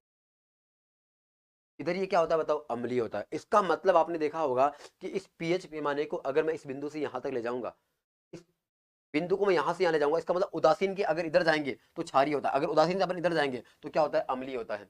अगर मान लो कि इधर जितना ज्यादा बढ़ेगा, इधर मान जितना ज्यादा बढ़ेगा, इधर मान जितना ज्यादा बढ़ेगा, देखो एक बार यहाँ नहीं लिखता हूं मैं, ये रेखा यहाँ नहीं बनाता हूँ। इसका मतलब अगर आप इस उदासीन बिंदु से इतना ज्यादा इधर जाओगे, इसके इधर जितना ज्यादा जाओगे ना, तो यहाँ से अम्लता उतनी ज्यादा बढ़ती है। इधर जाने पे अम्लता बढ़ती है, उधर जाने पे क्या होती है? क्षारीयता बढ़ती है। इसका मतलब क्षारीयता कहाँ पे ज्यादा होती है? क्षारीयता का मान 14 पर ज्यादा होता है, और अम्लता का मान कहाँ ज्यादा होता है? अम्लता का मान 0 पर ज्यादा होता है। कहाँ होता है बताओ? 0 पर ज्यादा होता है।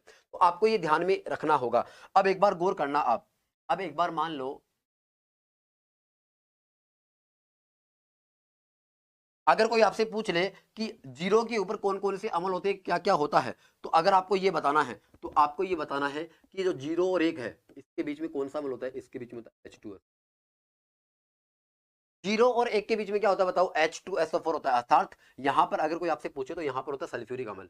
अगर कोई आपसे पूछे 1 और 2 के बीच में क्या होता है, अगर कोई आपसे पूछे 1 और 2 के बीच में क्या होता है, 1 और 2 के बीच में क्या होता है बताओ? जठर। क्या होता है बताओ? जठर रस होता है। क्या होता है? जठर रस होता है।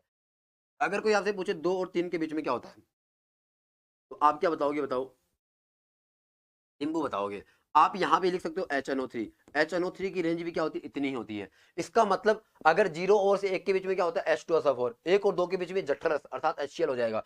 अगर मैं बात करूँ 2 से 3 के बीच में नींबू या HNO3 हो जाएगा। इसका मतलब प्रबल अम्ल यहाँ तक होती है 3 तक। अब मैं बात करूँ 3 और 4 के बीच में, अगर कोई आपसे पूछ ले कि 3 और 4 के बीच क्या होता है, 3 और 4 के बीच, और आपने एक नाम सुना, ईयर की रेंज भी क्या होती है, टमाटर और भी। अगर कोई आपसे पूछ ले कि 4 और 5 के बीच में क्या होता है, अगर कोई आपसे पूछ ले 4 और 5 के बीच में क्या होता है, 4 और 5 के बीच में मेरे पास है, 4 और 5 के बीच में मेरे पास क्या होता है बताओ, कॉफी होता है। अगर कोई आपसे पूछ ले कि 5 और 6 के बीच में क्या होता है, अब एक बार याद रखना, 5 और 6 के बीच की अगर अपन बात करें तो एक तो मेरे पास पॉइंट है 5.5 और एक मेरे पास है 5.6। अगर आपके शरीर की पीएच 5.5 से कम हो जाएगी तो आपके दांतों का क्षय प्रारंभ हो जाएगा। इसका मतलब अगर पीएच वैल्यू 5.5 से कम है तो दंत क्षय शुरू हो जाएगा। क्या हो जाएगा बताओ, दंत क्षय क्या हो जाएगा बताओ, शुरू हो जाएगा। 5.6 क्या होती है बताओ, ये 5.6 क्या होती है, अम्लीय वर्षा होती है। 5.6 साथियों क्या होती है बताओ, अम्लीय वर्षा होती है। 5.6 साथियों क्या होती है, अम्लीय वर्षा होती है। 5.6 साथियों क्या होती है बताओ, अम्लीय वर्षा होती है। अब कोई आपसे पूछेगा कि केवल 7 पर क्या होता है, देखो 5 और 6 के, सॉरी सॉरी सॉरी, ये अपने पास जो पॉइंट है ना, इस पॉइंट को अपन को यहां से हटाना पड़ेगा।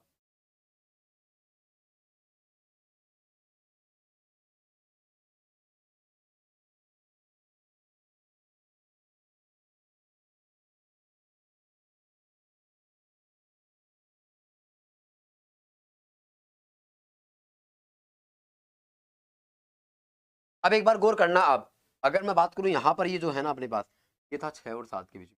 कहां था, 6 और 7 के बीच में। अगर कोई आपसे केवल 7 पूछ ले तो केवल 7 तो क्या उदासीन होता है, केवल 7 तो क्या होता है बताओ, उदासीन होता है। इसका मतलब केवल 7 की बात कर रहा हूँ, 7 उदासीन होता है। इसका मतलब मेरे पास अगर एग्जाम्पल की बात करूं, एग्जाम्पल क्या हो जाएगा बताओ,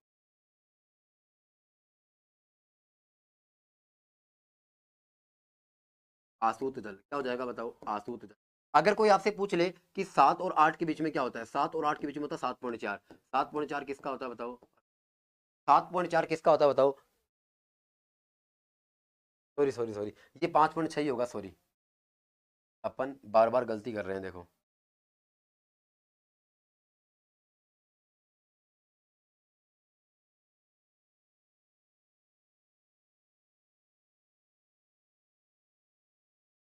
अगर कोई आपसे पूछ ले कि ये 6 और 7 के बीच में क्या होता है, 6 और 7 के बीच में क्या होता है, 6 और 7 के बीच में किसकी बीच, चार की होती है। कितनी होती है लगभग, ये होती है 6.6। लगभग कितनी होती है बताओ,